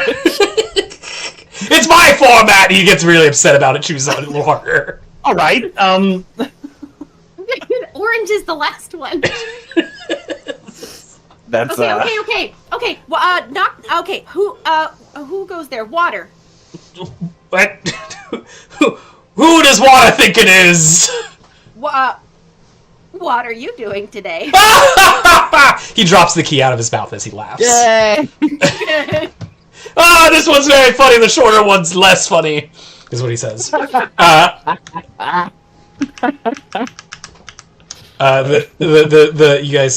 guys have a key. What do you guys do? Continue. Stand here and try and figure out what to do with the key. Now, what is this mysterious object? Guys keep looking at a knocker instead. It's like, yeah, we're too preoccupied with the knocker. Open the door. Yeah, you guys open the door. It was, oh, clever and funny, witty. That's what I like in puzzles. Great, Bill. Thank you. I appreciate you guys are so kind. Did you have a lot of friends when you were alive, Bill? Like, No! I feel like you were kind of like an isolationist a bit. No, I was very busy building these sequential underground rooms. It takes a lot of effort. I couldn't afford a contractor. It was all a thing. Oh, we should. Well, if you stick around in this in the afterlife, we could work something out for you. It depends if I move on or not. It's really how good these puzzles are, I suppose. Oh, hey, look, you're in room number 3. In this room, it's another big one. It's a big circle room. You guys see a little table in the center and and what looks to be like iron bars keeping you out from going to the next room. Okay. Let us peruse the table. I'm gonna scurry up to the table. All right, cool. Scurry. Give a general perception roll. Yeah, I will as well. That's a 1. This lighting in here is very dark. Goodness. Look, I only had a little bit of magic to work with. I had to put a lot of magic into the last face guy, all right? So there's budget cuts that have to happen sometimes. 11. 11's good enough to see on the table. You have 5 cups. Each of them have liquid of a different color in them. Let me just go ahead and put these colors in here. I know, I'm the artist now. Molly, yes. Ketchup, Molly's eyes get mustard, big. wasabi. And then because I didn't know how to space them correctly, this purple one's way over here. You have five cups. They all seem to have liquid in them, but only like enough for one gulp, right? Like one sip. And there seems to be a written passage on the table. It says, "All shall drink from the green cup, and you shall pass." All shall drink from the green cup. Are the cups themselves different colors? The cups have the same color of the liquid inside them. They're solo cups, though. There was real budget cuts that happened at this point. Yeah, Bill So go ahead. he was able to afford different colored solo cups, but that's it. So, do you know color theory, Molly? Yes, I do. I've done a little bit of interior design. She's very excited. And she goes and gets the blue one and the yellow one and pours them into each other. The blue one, the yellow one, yeah, and that mixes and turns into a green liquid as well. Now, she'll pick up the other green one and hand it to Cleveland. All right. Cheers. I swear to God, if this is poison. I swear to gods. Swear to gods, yeah. I smell it first. Gordon's eyes, don't talk like that. Yeah. Do a roll for a medicine check. Go ahead. All or right, survival. all right. Survival, right? Survival. I would say that's a good idea, but like she's already like got it half empty. She just goes. Ooh. Look, we know a necromancer. We can figure that out later. I roll an 18. Yeah, yours smells like perfectly fine. Oh, great. Tastes. You guys Bottoms. Oh, you already drank yours. All right, bottoms up. You guys drink it. It's just apple teenies. It's really nice. Little zip to it. Yeah. Yeah. Thanks. I used to go to bartending school. You know, that's how I got most of the money. And then I started doing the dungeons. And well, I like my dungeons a lot, but you know, it doesn't pay as well. Sure. Yeah, as a mixologist. Yeah. Oh yeah. Hold on.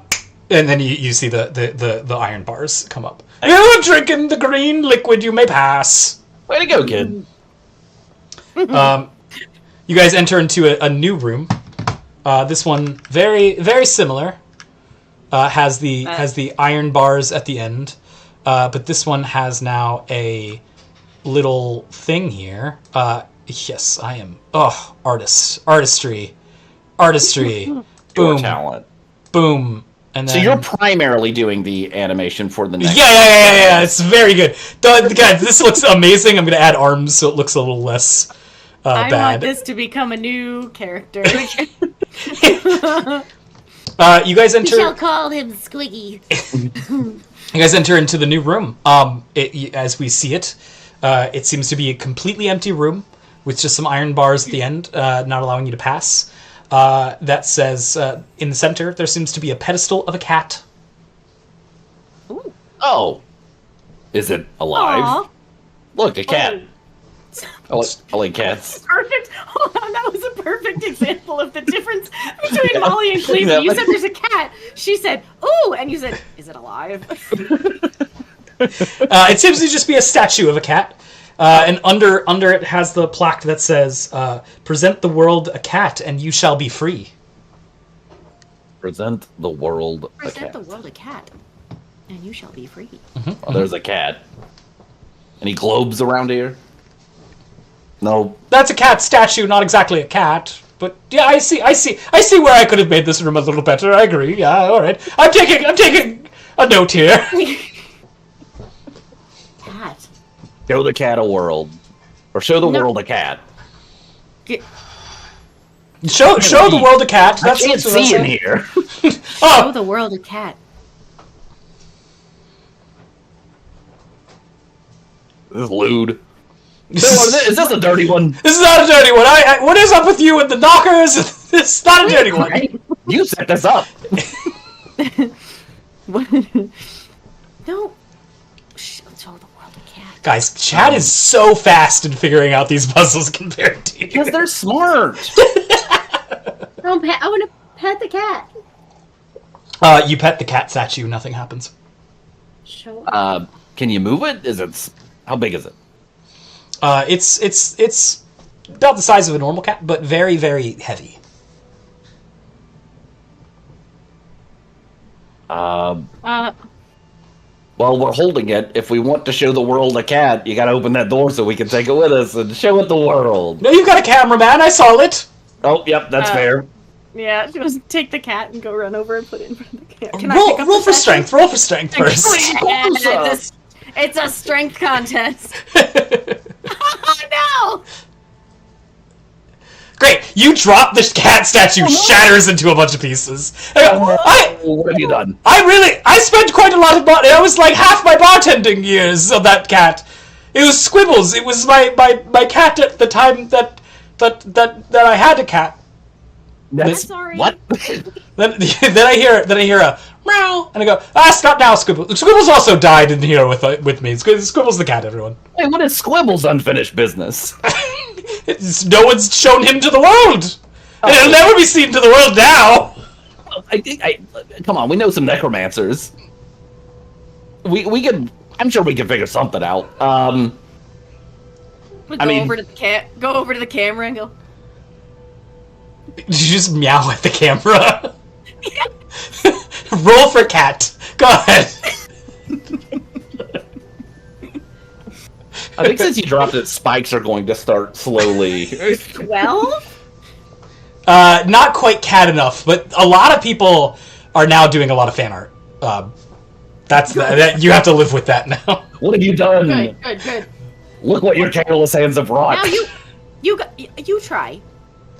Yeah. You want me to meow at a skeleton? Show the world a cat. I mean, do you have any better ideas? Yeah. Squiggles. What was your name? Squibbles. The cat named Squiggles goes meow. Can you just come down here and manifest? Possess me for a second if you need. We got a camera right here. Yeah. Roll for Give you permission and consent to roll possess me for a second if you need. roll a religion check. That feels appropriate. Yeah, sure. Good. 17. Oh yeah. You are for some reason you are an open vessel for cats. Like you're just like open vacancies ready to go. Molly, you witness something you never thought you'd see in your life. In an instant, Cleveland's eyes grow large, his pupils dilate, and then suddenly come in very thin, like a cat eyelids. And he just immediately assumes like a sitting position of a cat. Now the fan art's happening. Beast alive! Now. What do you do, Molly? Cleveland? No, you just all you hear is meow. Well, but Cleveland doing it, so Cleveland. Now. Oh,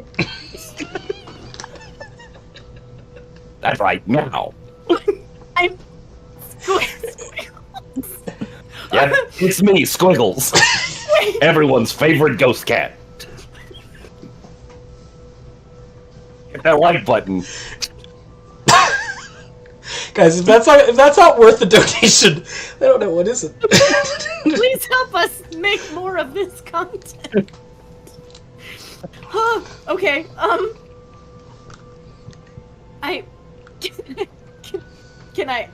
gonna gesture to the cameraman. Yeah, he comes over. He's doing like a close up now. Look, world, it's a cat. Meow. Hey, look, an actual cat. You hear a little like a sob from far away, like the ghost. Squiggles. Oh. I knew if I believed in you long enough, one of these puzzles would work and you'd be here again with me. Wait, who's this next to me? And then I like you hear a disembodied voice of actual Cleveland because he's no longer in his body. Oh, he's just chilling Wait, with the... what are you doing here with me? I don't know. I think we just like switched spots. Oh, You're a lot shorter than I thought you'd be. well, yeah, I get that a lot. Will you be my cat from now on? No. Okay. No, he's got to give it back. I don't know how I do it. Oh no, did I die? Just for a moment. Hold on, I'll help out. Squiggles, come here, Squiggles. And then you hear just like meow, meow, meow. Like, and then Cleveland falls down like flat on the ground. You just face plant. Cleveland, you're back in your body if you want to go back. Cleveland? Are Hey. you okay? Yeah. I've never wanted to play with yarn more than I do right now, I think. I think it's like a after effect. When we get out of here. No. When we get out of here, you will not talk about this to anyone. What happens in cat room stays in cat room. The camera guy Well, is just like slowly panning away from me as he does it. In that case, we're gonna have to talk about the commission split on this house. Son of a... Okay. So hey guys, congratulations. The bars open up. You are free to leave this area and go into the next area. Congratulations. There was an easier way to win that puzzle. Either one of you could have picked up a cat that you owned. Oh. One of our actual cats. And Yeah, and shown the world. But I like the version you guys went with a lot better. So you guys enter. Ooh, puzzle room number 3. This is my most. God, no. 5. It's number 5. That's right. It's my most dastardly room of all of them. You enter into another room. There is a door at the other end, ready to go. It has a big old keyhole in the center of it, and all strewn about the room is thousands and thousands of keys. Oh. Yes! This one, no one's ever gotten past it. That's why I'm still here. My lingering regret, I made this one too hard. If we, like, use the wrong key, we're not gonna, like, super age really fast, right? I think I saw that in, like, a... Don't give him ideas. Okay, fair. Oh, no, I didn't think about that, but sure, why not? Let's do it. No, please I love don't. it. So one big keyhole. Yeah. You could go to the door if you want Are to the keys see. the same size? Yeah, let's walk over there. Yeah. Roll for an investigation check. 10! 19. Nice. So, Nice. Killing it. you, Cleveland, still looking for an iron knocker to knock on. You don't understand why there isn't one on there. Yeah, doesn't make sense. but- This puzzle is weird. But but Molly, you got sharp eyes. You see another little carved in thing in runes. It says the following phrase: "What good is a door that doesn't even use a key?" Question mark. What good is a door that doesn't even use a key? Huh? I try and open it. It opens. Try and push it away. It 100% opens. Ah! I sort of ran out of budget on this one. So I was really hoping you guys would lock it with the key, and then you'd be stuck here going, which key is it? Not actually open it. Okay, the light! Wow, this is what it looks like. The light.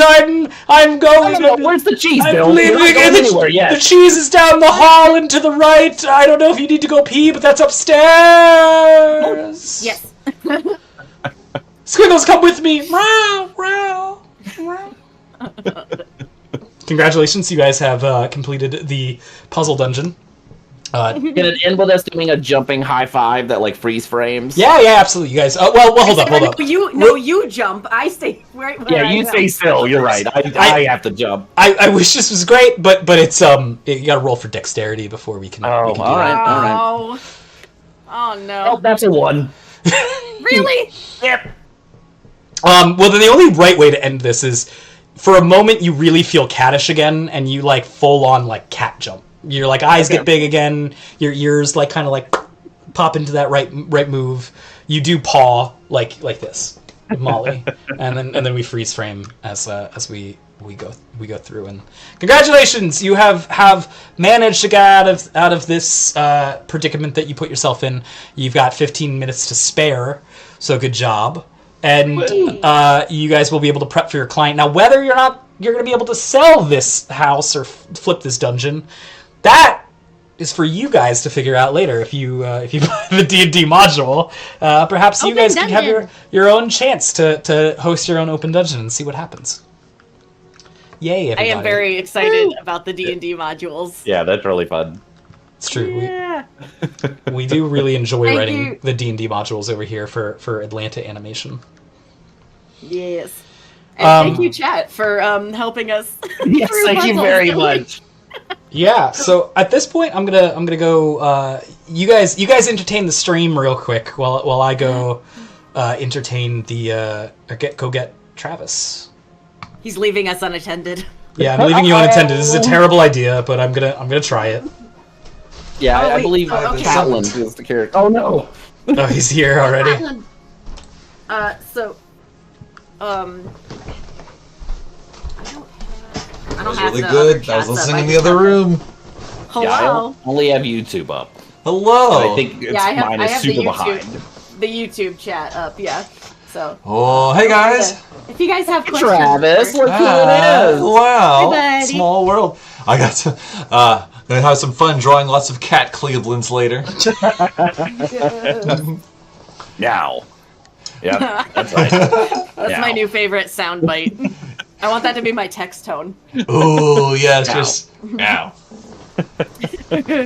Oh, We could yeah. do like a soundbites, like text noises and like ringtone stuff. Ooh, that'd be so good. But oh yeah, impressive solutioning to all the different dungeon challenges. We were definitely deer in headlights in that first movie. We're just like, a mirror, and things are happening. Yeah. I We tried our appreciated that. I appreciated that before we did this D&D thing, the chat came up with a bunch of new like expletives, Well- like Typhon's toes and Gorgon's eyes. Yeah, those were really good. Writing those down for Yep. use So later. we should do a quick check-in on where we are. Oh right, on the crowdfund, we are currently at 57,769. Very nice. So that's Crazy. Yeah, I saw some of that climbing quite a bit during the D&D session, so that was very cool. Thank you to those who just recently backed us. Seriously. I'm hoping they're on the stream, so they're having a good time while they're donating. And yeah, so we are inching closer. Once again, if we get to 60,000, we'll add an extra bonus song, which will be really cool. And if we Please give me another song to sing. yes. Or someone else. I want to see Cleveland do Is it. there going to get Cleveland a song? That's that. It will sound like a cat dying, so it'll still be in theme with Catland. Yeah, we'll do cat. Yeah, it'll be Catland. It'll just be him, Cats, but with Cleveland, the musical. Because he's probably like a very kind of like a Shatner sing-songy kind of guy. Yeah, do you think you would say? Yeah, are you more of like Somewhere a Mr. over the rainbow. You're more of a Mr. Mistopheles or a Or what was Shimbleshanks? I'm more of a Rumtum Tugger. Okay. Just because it's fun to say. I don't know any of the characters from Cats except for Rumtum Tugger. Just because all the you need name to know. stuck with me. That's all you need to know. Mungo, Jerry, and Rumple Teaser. I'm hearing. Hold on. So I'm gonna reach for it. Okay. I'm hearing a recording of us. You're hearing a recording. Do you have the YouTube? Oh yeah, I Or started feedback it loop. again. No, that was the problem. I had the YouTube was started talking. It's Bill the Ghost haunting Whoa. you with our past It's adventure. like He's gonna stick around. He'll be like the Navi, the fairy, following you on your This is next just like adventure. a really, yeah. The Cleveland we got in the chat. People are like, I would imagine Well, guys, Cleveland starts eventually liking cats. I can't And I it- can't hear you because I'm now Yeah, no longer right. a part of this. But Oh. I trust you all are listening. I sent you a message on Discord to join in the Gartic Phone game. I guess this first round you guys probably just try it out and see how it works. Okay. And then the second round onwards, you guys will probably know what you're doing. It's kind of whispered down the lane, but it involves drawing. You Which put is me why I'm against not two here. artists. Yeah. You tell him what I said. Well, yeah, Travis. he said you put me against two artists. I did. That's why I dropped out. You son of a Gorgon. He's saying some Splendor-themed expletive. But yes, but yeah, I mean, you'll do fine. I will Alright, do Molly's something. in. That's good. Alright, so got that, Molly. I'm clicking the things. Should we have Gartic Phone visible for? Yeah, but say, do we need to change the interface to show what the thing has, or is it going to show up on the... Oh yeah, I got you. I Cool, was cool, just cool. waiting for people to sign in. Ah, yes. Mine's just loading. That was an issue that I had on my computer. I wonder... We'll give it a minute and see if it does. Try a different browser, like a different, like if you're using Chrome, try Firefox. If you're using Firefox, try Chrome. Yep. Oh my god. We'll do. Give me 1 sec. Do the stream viewers get to join into Gartic Phone or just the crew? We're just doing the crew right now, but there's chances that we can play with chat in a little bit. Mm-hmm. And somebody asked in In the the chat. meanwhile, Someone I'd in love that to asked hear in more the about chat how you who's- made this. You're both talking at the same time. Yeah. We'll let Sarah Oh, ask. wait. Or do you want to... Oh, okay. What? We're both trying to read from the chat. We'll let you do it, Sarah. Okay, somebody was asking about who else is joining the art and animation team, and I just wanted to. I don't know if you have specific people already in mind, but I thought I would just, in general, mention that there are a lot of people looking for work right now, specifically. I mean, everywhere in the animation industry, but that definitely, regardless of individually people that Travis decides to add to the team, there are a lot of people looking for work in the animation industry right now that we have a lot of ties to here in the Atlanta area. That it would be really cool to be able to give them some employment. Definitely. No, yeah, we've got a lot of former coworkers who have still been out of work. I'd like to bring back those who helped out on the first episode, and yeah, I'd reach out to some of my friends and stuff who are very skilled and just have had a bad run of luck. For sure. But I'm trying it, and I'm getting a Barbie still not ad. able to get it? There we go. Okay, I think Womp I'm. womp. Oh wait, I think you might be getting something. It says I'm in here by myself, so I don't think so. I think I might need to get a new invite because when I first started to do it, it said that I needed. Okay, I can do a new invite. All right, we'll send you a new invite.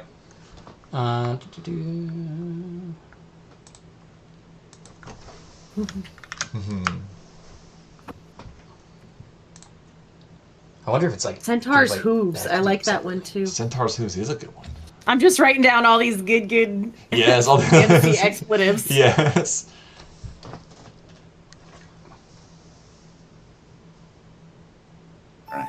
All right. There we go. All right, I'm our in. team. All right, so normal and click start. Very good. Yes. All right, I've never played this. Let's figure out how it goes. Okay. I write a sentence. You can write And a we sentence, still need, whatever and sentence. we Any still need sentence. to share Any it with sentence the you we still need to share it with the YouTube. Needs to be drawable. They can't see us yet. We're all gonna write the same sentence. Do I write multiple sentences?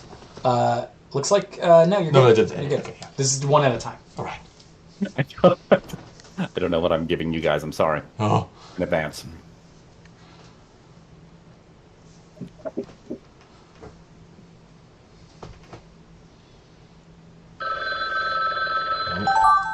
Okay. Ooh, okay. And I draw with my mouse. Okay. Wow, this is going to be. Oh, this is very thick lines. I can I think you can reduce your line weight. change Oh, that. this is going to be embarrassing. Oh, don't worry. We're all going to be embarrassed before this is done. Casey, you're gonna do better than everyone else because Yeah. everyone else is What like are the you two artists are like talking really about? focusing on line weight and stuff. You're just getting that- started. You're just doing the That thing is probably. true. I will say, like, games like Pictionary for artists are a nightmare because we're, like, trying to do perspective Yeah, I'm and trying to do a stuff, good while drawing, I everyone can't. else is like, no, that's not how this works. You have 30 seconds. Like, Oh, yeah, I'm this just is. trying to do rudimentary shapes. You're gonna do better than us. This is not my best. This. Oh no. I am Is there an embarrassed. eraser? There's an eraser, right? There is. Lord, bad. this is. Yeah, I'm in the same boat, man. I gave you a tablet. I don't know what else I can I do. know this is a good should try. tablet. I just.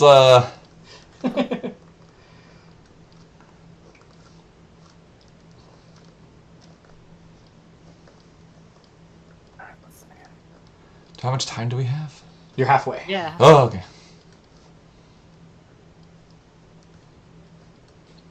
Lord. You guys even have your little fancy pens. Yeah. Once again, I don't know, man. I think you're gonna outshine us. This is the worst I just like drawings I of just- Molly I just Cleveland like- I've ever made.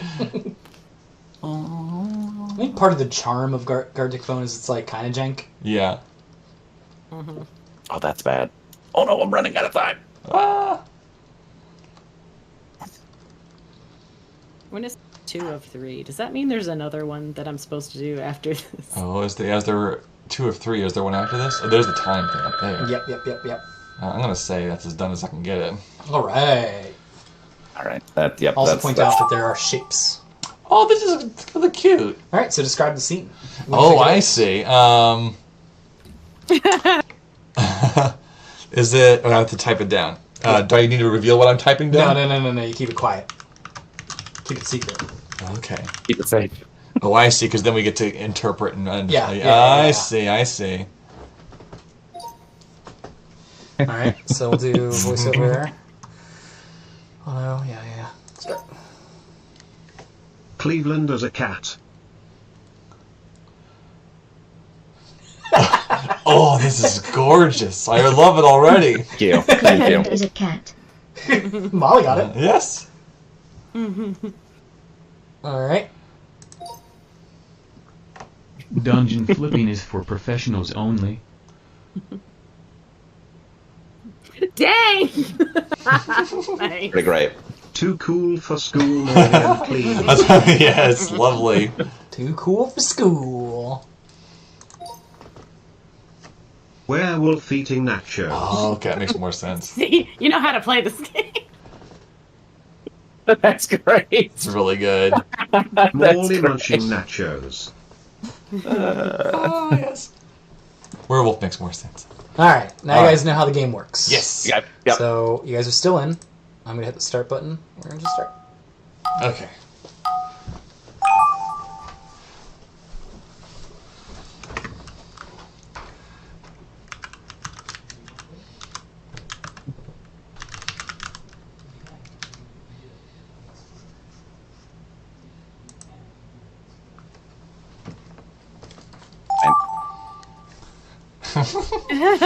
All right.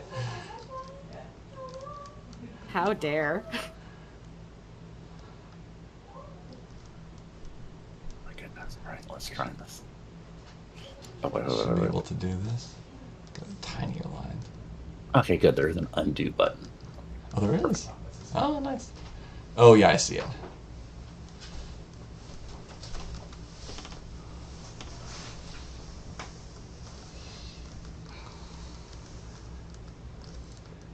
Oh.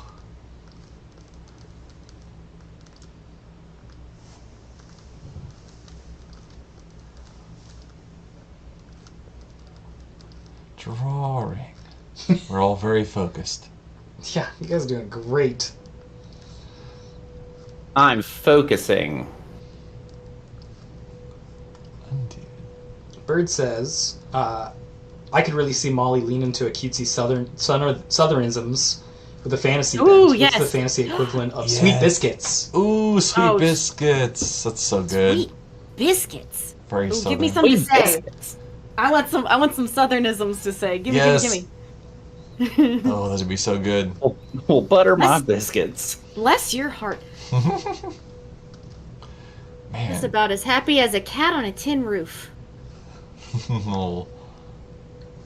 My favorite southernism, being here in Atlanta, is that they don't say like, "Oh, fire ant." Like those are that's like an ant hill, right? Mm. I think that's what normal people would say. Yeah. But instead in Atlanta they say that's a fire ant pile, Oh yeah. and I fire can't ant pile. think of a more Ant mix pile. of like. Ant pile. Yeah, ant pile. Yeah, Something. absolutely. Yeah. Ant pile. Ant pal. 'Cause that's not normal. Alright, as best as I'm gonna do. I think I did pretty good. I think I did pretty alright with this one. All right. Ooh. Okay. Good luck. Huh.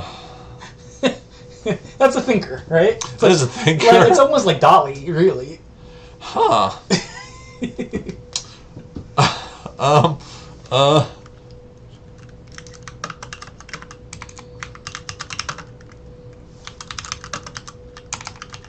Oh, that's very nice. Someone in the chat talking about they really like this show and it's their inspiration for their own animation and voice acting. Oh, that's really nice. They'd like to hear more about what it's like to animate this show and what it's like voice acting. Oh, yeah. I'd be up for talking about that. Oh, we gotta see the results though. Centaur's hooves. Showing off. Pretty It's real good, good. pretty good. These hoofs were made for clumping. Oh, yes. Oh, man. Wow. Gelatinous cupula hooping. That's what it was. I put some motion lines. It was good. Now that you say it, I see it An now. invisible green cube. Ooh, I like the spin on it the computer voice had. Very good. Green cube. The sun yelling at the moon.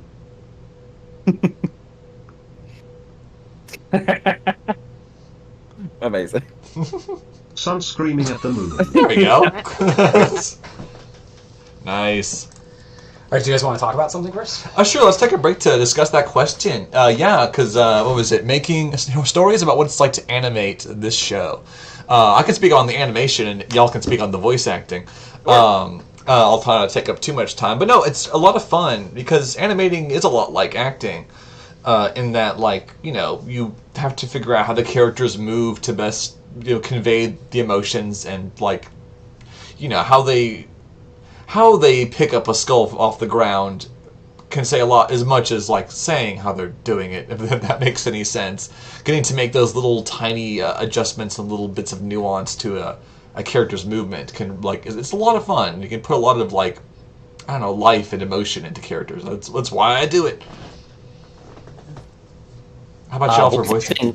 Yeah, voice acting is, do you like saying the same exact thing over and over repeatedly until you get it right? Because what will happen is you'll say something and eventually it kind of gets lost in the weeds. Like, because you're changing just the simplest bit of inflection or the simplest timing of your cadence to, like, drastically change how a particular thought may be conveyed through a sentence. And sometimes you'll sit there and say the same thing over and over until you realize, like, am I even doing it differently at this point? Like I don't. It's like if you just say the same word. Like, if you just pick one word and say it over and over, eventually it loses its meaning. And voice acting can sometimes be like that. But it's genuinely just fun. And I think the magic of it that has been the most magical for me is that, like, I mean, as obviously as someone that does D&D, you know, I play a lot of different characters. I do a lot of different voices for stuff like that. But to see that actually, like, come to life in animated form, like Travis take my voice and put it into this character and make it feel so real is it's surreal. It's magic. It's genuine magic. And yeah, I mean, and also working with Sarah is great. We had those great like improv moments where we'll say stuff back and forth. I mean, there's a couple things that we'll like come up with on the fly. The script will change a little bit when we're going. Like Travis has the script locked down, but like there's a little wiggle room here and there for us to be able to like really express the characters, because I think me and Sarah are really and good like with these characters. I think that's I think always we the know thing. characters well. Yeah, like whenever in the booth, like whenever you guys come up with something that sounds a lot more natural than what I've written, I'm like, no, yes, please go with it. This is what we're going for. I think that's my favorite part of it so far, has been like when it gets to a point where we feel like we know the characters well enough that it's like, oh no, wait, hold on, I think hold on. Yeah, I know how they would do this one. Like, I like, and you start to really just kind of gain a sense of who they are, and you get to just be them for a little while, and that's very, very fun. And that's in part due to the fact that Travis has made such really cool characters that have that much personality. You know, he's given them enough personality for us to work with that it's really honestly pretty easy to just jump in there and get to be them, which has been fun. Something I also wanted to mention about the voice acting process that I don't know if a lot of people know is that because we're such a small team, and because this production has been so indie from the very beginning, like the first time I ever did voice acting for Dungeon Flippers was actually in Travis's laundry room at like his old apartment. It was the best place, acoustic-wise, for us to record at the time. And, like we had comforters put over the washer and dryer to make sure that it didn't echo and stuff. Like, this is, if you guys aren't sure how small a production is, like we are starting from the very beginning, babyest like possible we could do, and every donation that we get from y'all is something that we can use to actually make it better. And so it's been really, really cool that we've been able to do it with what we had so far. And, you know, as time has gone on, Travis has set up, you know, made a better and better setup for us to be, you know, doing and speaking into. And he's got good mics for us now and stuff, which is really nice. But like, he's been doing that all on his own up until now. And now we've got your help. So thank you. Yes. All right. Do we want to do another round? Yeah, let's do another round. All right. Let's go. Start. So wait. Yeah. Yes. Okay. Guys, and this is an important part to say. We are just under 30 minutes left for our Kickstarter before it finalizes.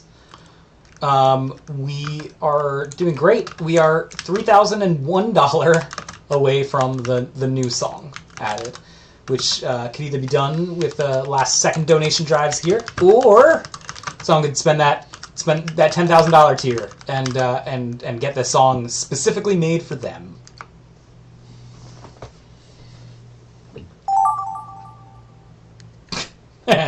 Oh yes.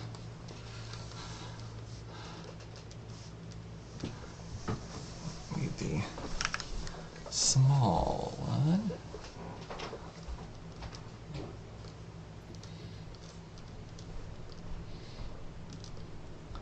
The lines are so wobbly.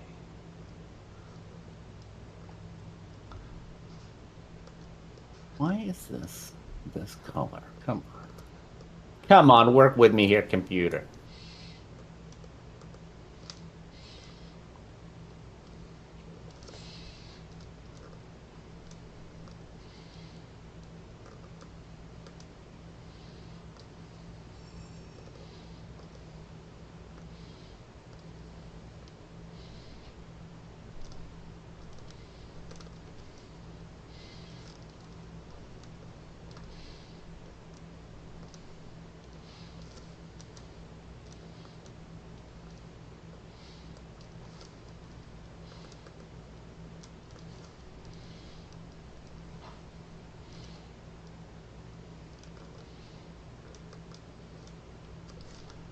Not used to using this tablet.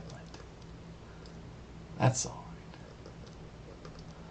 This one's gonna be rough, guys. No, it's all good. I mean, I think it'll be funny rough. Yeah, but... I mean, that's the joy of it.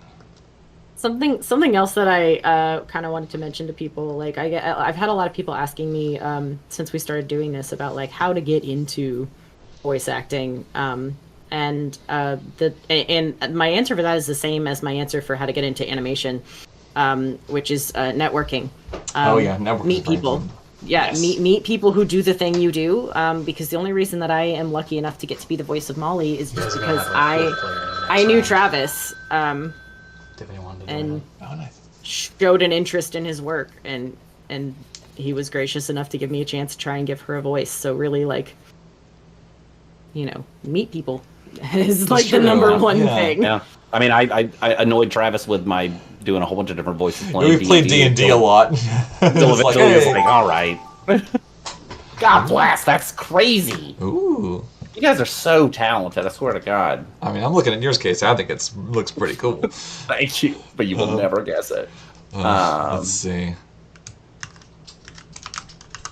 Flying Tiger says, huge fan of y'all's work. Keep it up, especially to Molly, the voice actress. Thank you.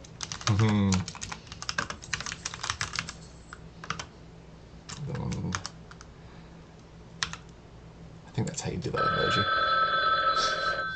Sure. Okay. All right. An Oscar award-winning wizard singer. Oh, heck yeah. Look at that. That's pretty good. Really good. Best gnome singer. Fair guess. He could be a wizard, Pretty good. Yeah. A He's a gnome Before wizard. Grand Yeah, he's a gnome. Oh, okay. Obviously. I tried to Right. do finger guns, but I Yeah. think I ended up In the doing Matrix theme. high heel hands.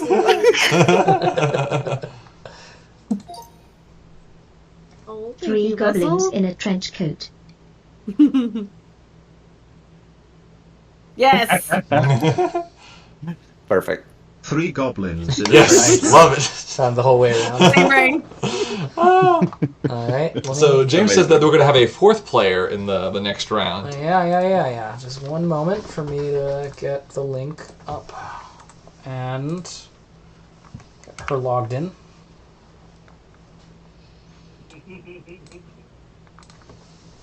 Then we'll hit the start button. Okay. Cool. The 3 kobolds in a trench coat. Yeah, they're gonna 3 Oh. goblins or kobolds in a trench coat. Either Yes. way, they're gonna need a place to live that has bunk beds. That's true. We need a 3 is bunk true. bed. That would be great. Mystery guest. 3 Three guests. 3 Is it half Nicole bed. Kidman? Oh, mystery guest. And then we'll hit start. All right. Writing a sentence.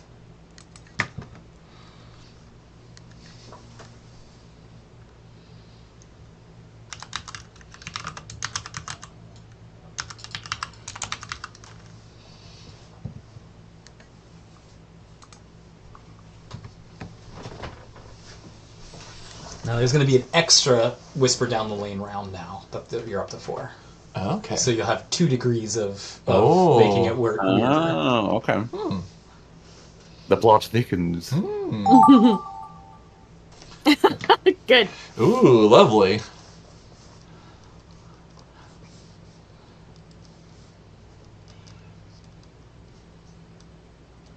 What he done?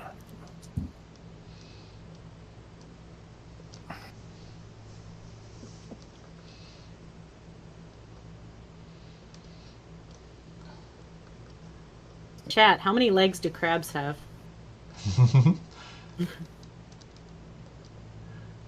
More than one by a bunch. It's Yeah. Too many. Too many legs. the spiders of the sea. Let's see here. We have a good question. Question Ooh, being, yes. how many people are on our team? Ooh, that's a interesting question. Because I'm the one who wrote and storyboard and designed and animated most of the things. We had about, I think about a dozen background artists, maybe a little less than that, and a few sound people. Obviously, the voice actors. There were 3 of them for the pilot. I think all in all, there was around 25 people involved in making the pilot. I think that number is bound to grow a bit with Oh, this yeah, that episode. would be nice. That would be great. Yeah.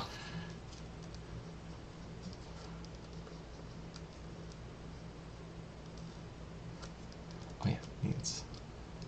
Yeah, how else are we supposed to know? Yeah, how are you supposed to know? There we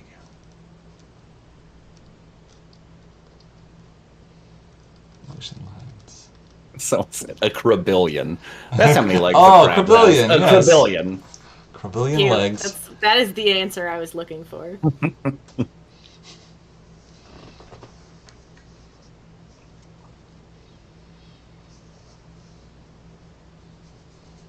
Ooh, a mystery guest. Yeah, there's a mystery guest. All is coming from inside the house. Oh no, who is it? Mystery call. Oh, okay. Oh, this is great. I mean, I think there's only one way to answer it, right? yeah, yeah.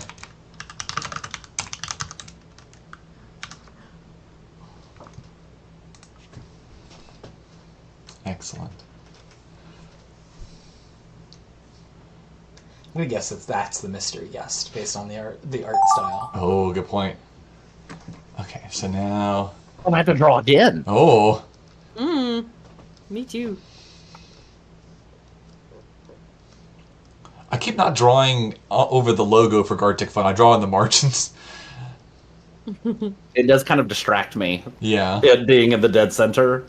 Well, I hadn't noticed it yet. Thanks, Oh, guys. no, now you can't unsee it.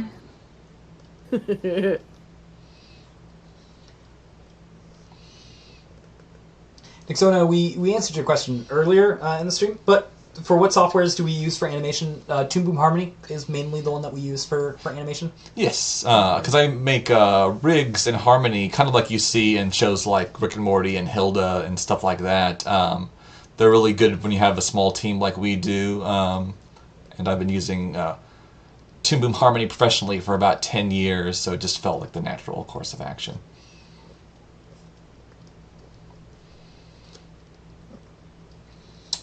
Goes to games. Yeah, thank you for being excited to see the next episode.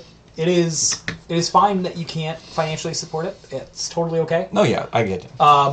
This get is it. Oh, yeah. for anyone You who trust can, us. great. We're very excited for it. We've already made our goal, so we're very happy. But as always, the normal thing to say is if you can't support it, sharing it. Just sharing it and I know liking the good old like, comment, and subscribe. It is corny as that sounds. It does really help boost the algorithm and help get the word around for this. So It often goes further than like $1 does anyway. So right. Like $1 is easy. The being in the community is harder, I think.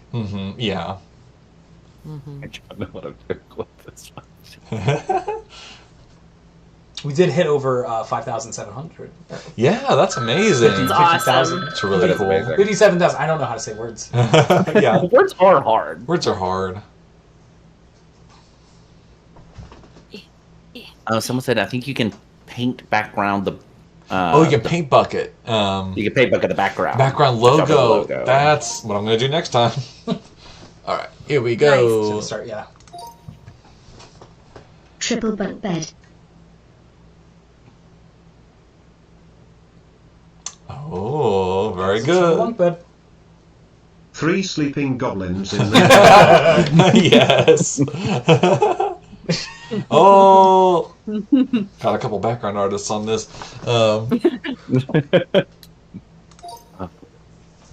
It's gonna Fire dancing iguana. Yeah. The Whisper Down Lane aspect works a little better when you've got.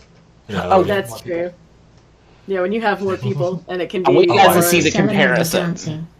of a dancing lizard. Let's look at I this. love it. Oh, it's really good though. Look at that little guy. Yeah. Oh, delightful. Crab with a gun. All caps. A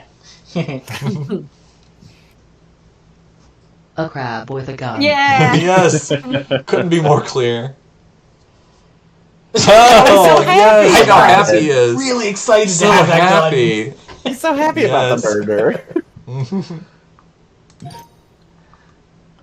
The worst role in D&D. Can't do shapes. It's the dungeon master. Oh. I hate it when I get first place.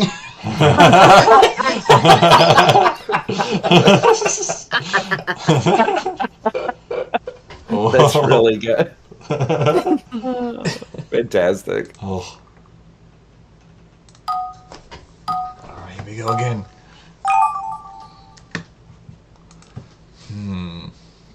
Let's see. Of course, Dragon. We'll always respond to the questions when we can get it. Yeah. D Key. Everyone's favorite fungus is the like and subscribe. Oh Ooh, yeah. yes. That's a good joke. That's a good one. Yes. That is good. That is good. Namba. Hey. Just hey. Hey. Oh, hey. Hey. Oh, What's up? yeah. Hey. Hey. Oh, weird.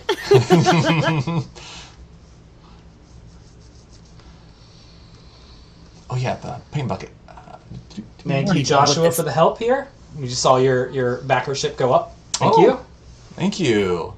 I don't even know what this is. Oh, I can't get it to do. Or unless you can. Aha! That's what I'm talking about. All right. It's kind of better if you don't know what it is, because then you're going to draw something that the next person really can't guess.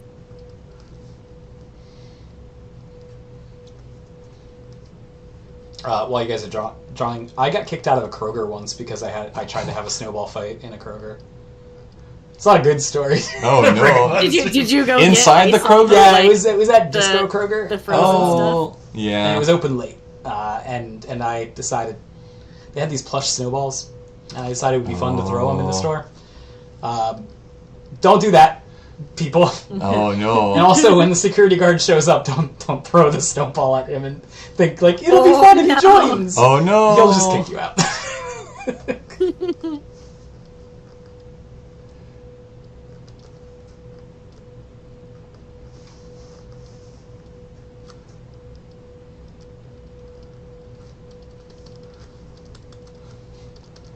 Lots of little dots. It's a lot of them. Looks more like soot, though. Yeah. They're playing in a They want very to know industrial if you waste area. they want to know if you won the snowball fight. Oh, you have- James, did you win the snowball fight? I'm pretty sure the security guard won. Yeah, they tend to. They typically do. Which Kroger? Not Murder Kroger. No, apparently it was the Disco Kroger. Not Murder Kroger. That is a fun fact that all Lancers have names for their Krogers. It's true, Like, yeah. They all have monikers. Mm-hmm. That's true.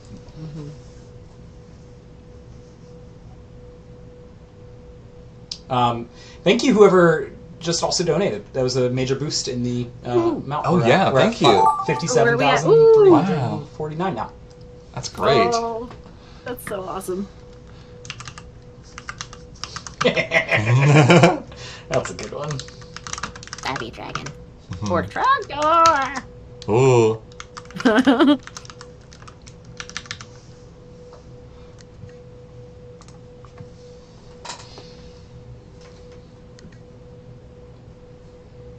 Hey, you want to talk about glitch at all? Someone brought it up in the stream that you were on a glitch X. Oh, yeah. Which is true. Yeah, that was a really great opportunity that Glitch let us have to be on Glitch X. Oh, that ended fast. Oh, yeah. Oh, God. I think Yeah. I Speed round. Oh. Okay. Let's see if I remember how this dude looks. What is a Kroger? Well, Kroger is a brand of... It's like a supermarket. That's pretty much all in the South America, but the southern part of America. I think it is probably in the Midwest too. It's more of a Jewish brand too. They usually have like some Jewish like meats and things there as well. It's very similar to like a Safeway's, the grocery stores. Yeah, It's the same. Acme is what we They're had owned by in the same people. Northeast section. Oh, they're owned by the same people. Oh. But it is like, if you want to get quality food but also not spend everything, Kroger is the place to go. It's not like a Publix, you know. Oh yeah, true. Yeah, it's a little cheaper. Kroger card. James has opinions on Kroger's and Publix's. Publix is where you go if you want a really good sub sandwich. Kroger's where you go if you don't want to spend an extra $1 for everything that you buy. Correct.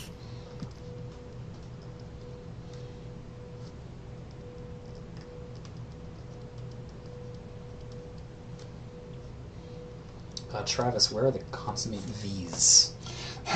There's a few. I mean, they're not consummate. I don't. Clearly, I'm uncultured. I don't know what that means. Oh, you don't understand. The V is not consummate. Okay, got it. It's a very important anatomy lessons you learn in the early 2000s internet. There's a lot that you learn, yes. Aldi's a good brand. Aldi's a good brand.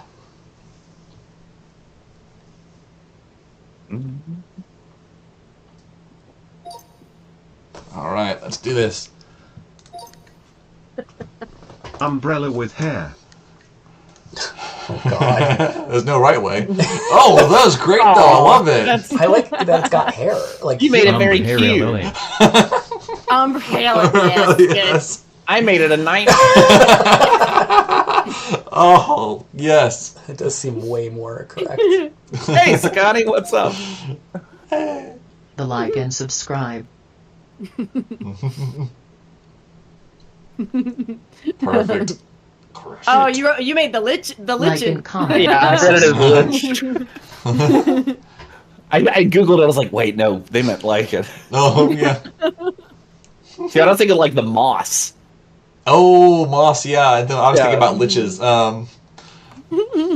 We're all thinking about different things. I was thinking about the mods. We got there. The We moon got there. hatching a dragon. Oh, it's the moon. Oh, Nice. That's delightful. That's really good. The birth of true Ogdu. Or outdoor. Good. Is baby man?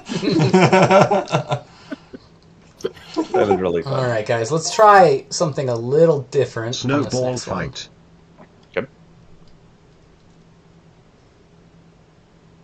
Oh yay! Chat's looking forward to seeing Molly build her An dungeon. uneven snow fight. The snowman watch.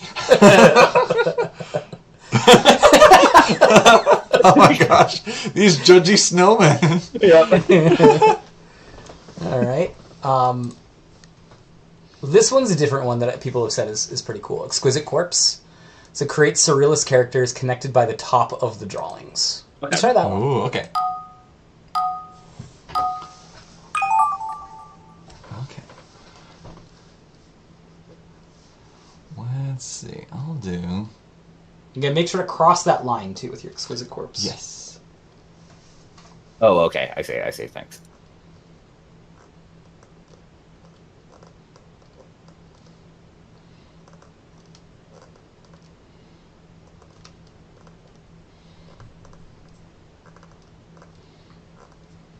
What part goes over the line? Does it matter? What part goes over the line? I'm not sure. I wonder if they'll... If you're a head neck, I would assume. Yeah. The head and neck.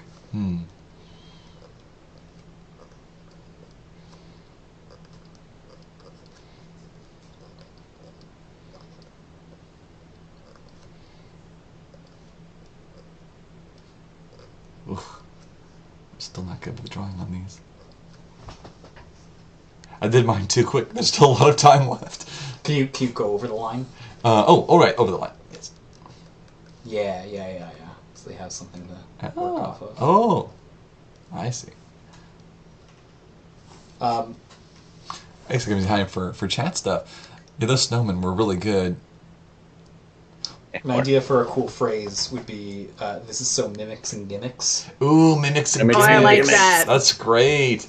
Is that kind of like, would that be the kind of synonymous with like a lot of like, I would say flim flam and tomfoolery, but some kind of like, this is like not legitimate, like mimics and gimmicks. Yeah. Oh, that's really good. I like that a lot. I believe we only have 7 minutes left. Yeah, we're very close. Another $100 dropped in, though. Wow. Oh, thank Nice. you. That's Thank you amazing. so much. It all counts, even if we don't make the 60,000 goal. It all counts. Like it all helps to get to shipping. It all helps to pay for an extra day of an artist's time, an extra 2 days, something like that. You know. Definitely. Yeah, you guys are helping to fund indie animation in a big way, and it's so appreciated. It really is.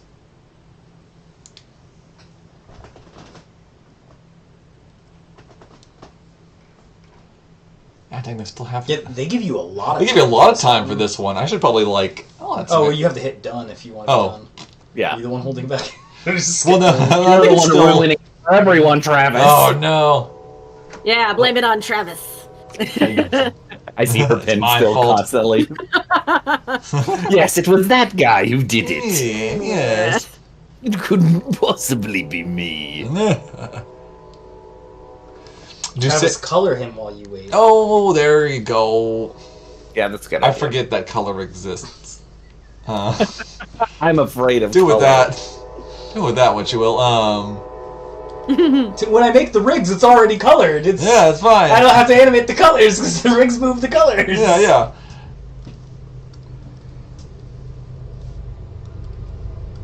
Oh, that's too much.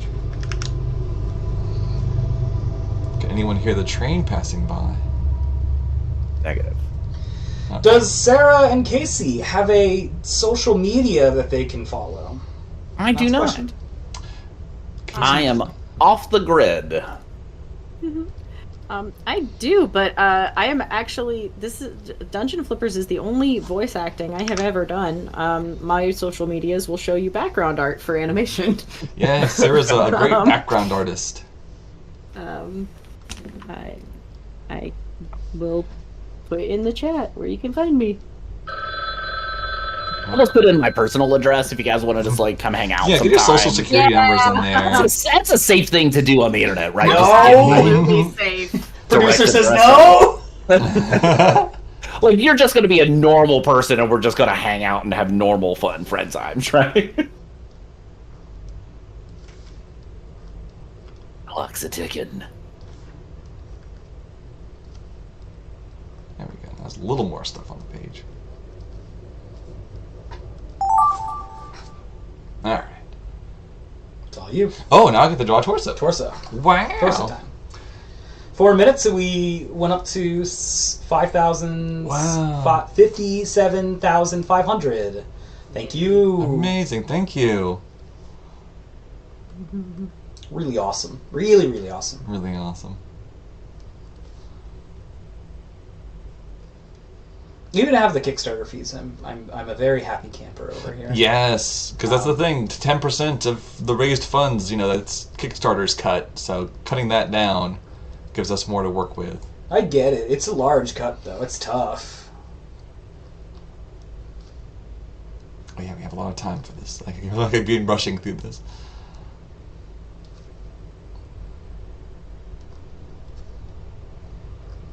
Chat wanted to know who the mystery guest is.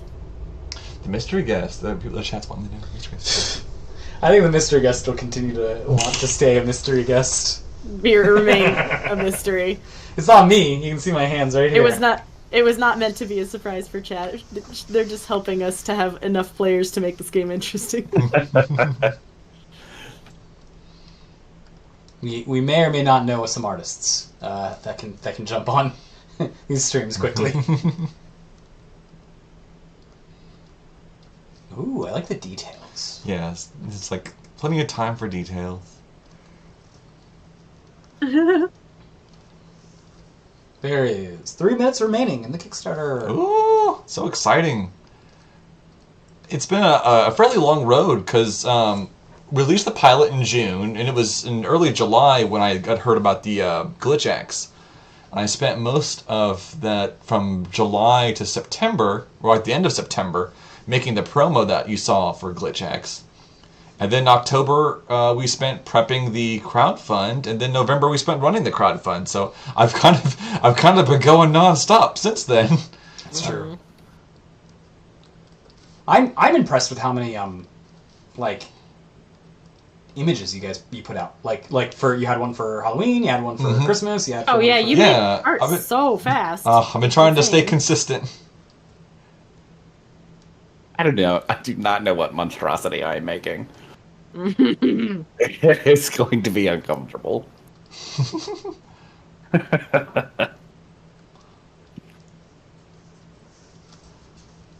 Yes, the Mr. Guest is one of the cats. Yes, Oh, yeah. yes, the Yeah, cats. And they're better than I am, and they don't have thumbs. Or it's Bill the Ghost. It's Bill the Ghost, haunting yes. the stream. I had one less thing to do before passing over.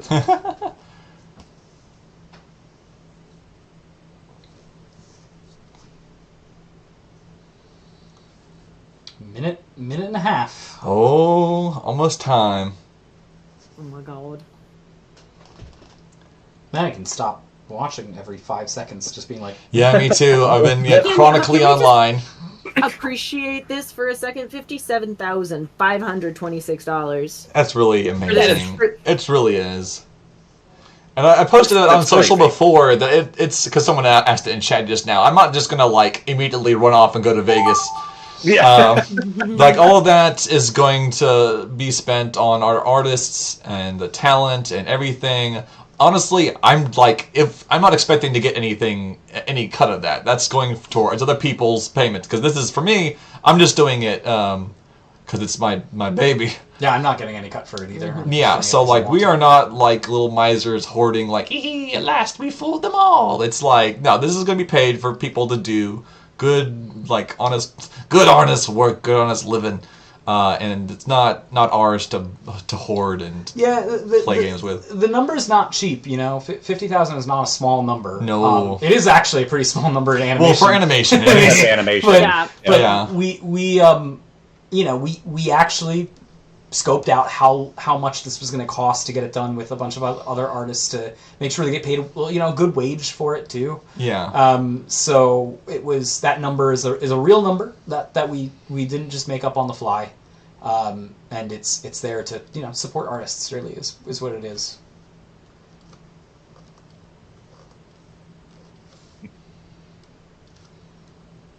It'd be really cool to look back on 3, this when 2, 1. Should be closing in a minute or so now.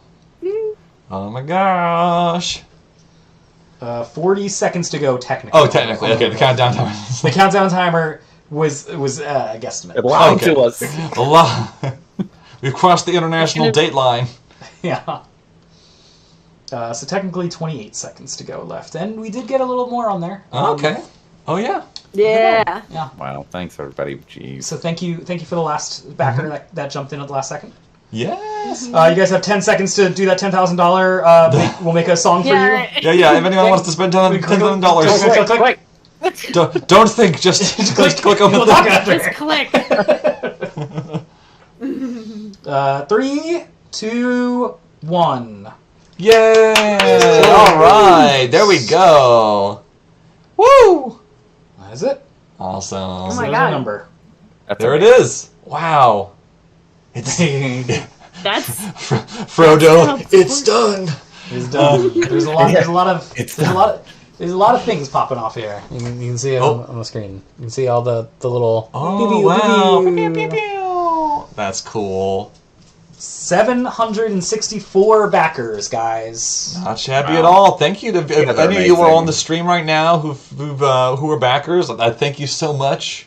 Like every little bit, it really means a lot to help us help get this thing made. Yeah. I've been soloing it most of the time, and with this we'll be able to like make this a bigger, fancier production and make the next episode really something amazing. I think that's what we got planned too. Something really, really cool. Mm-hmm. Something that's kind of like, you know, that we can't do if we were doing like Yeah, mainstream media. yeah, definitely, and just like yeah, because the first episode did take several years, and like with what I have in mind, and if I were to make another one, I don't feel comfortable making my fans wait several years for the next installment. I want to see it now. Who doesn't want to see it now? Yeah, Jeez, I want to see it now. Yes. I want to see it Yeah. now.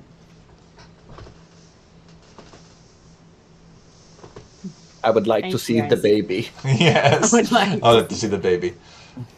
Show me the baby. I would like to see the baby. All right, let's see the Let's final see. ones before we close it out for the night. Okay. Hey, I know that guy. Yes, the snowman. Ooh, slithery. Results. Look at that. It's a good-looking fellow right there. Very nice.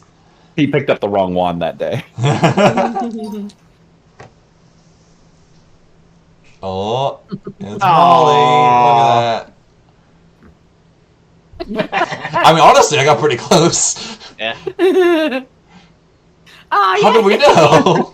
That's actually pretty cute. Yeah, that's actually that's great. Oh, look at that. Draw the fit. Yes, I need to. Yeah, there's so many. I'm inspired to do a lot of drawings after this. Gonna draw her canon in this outfit.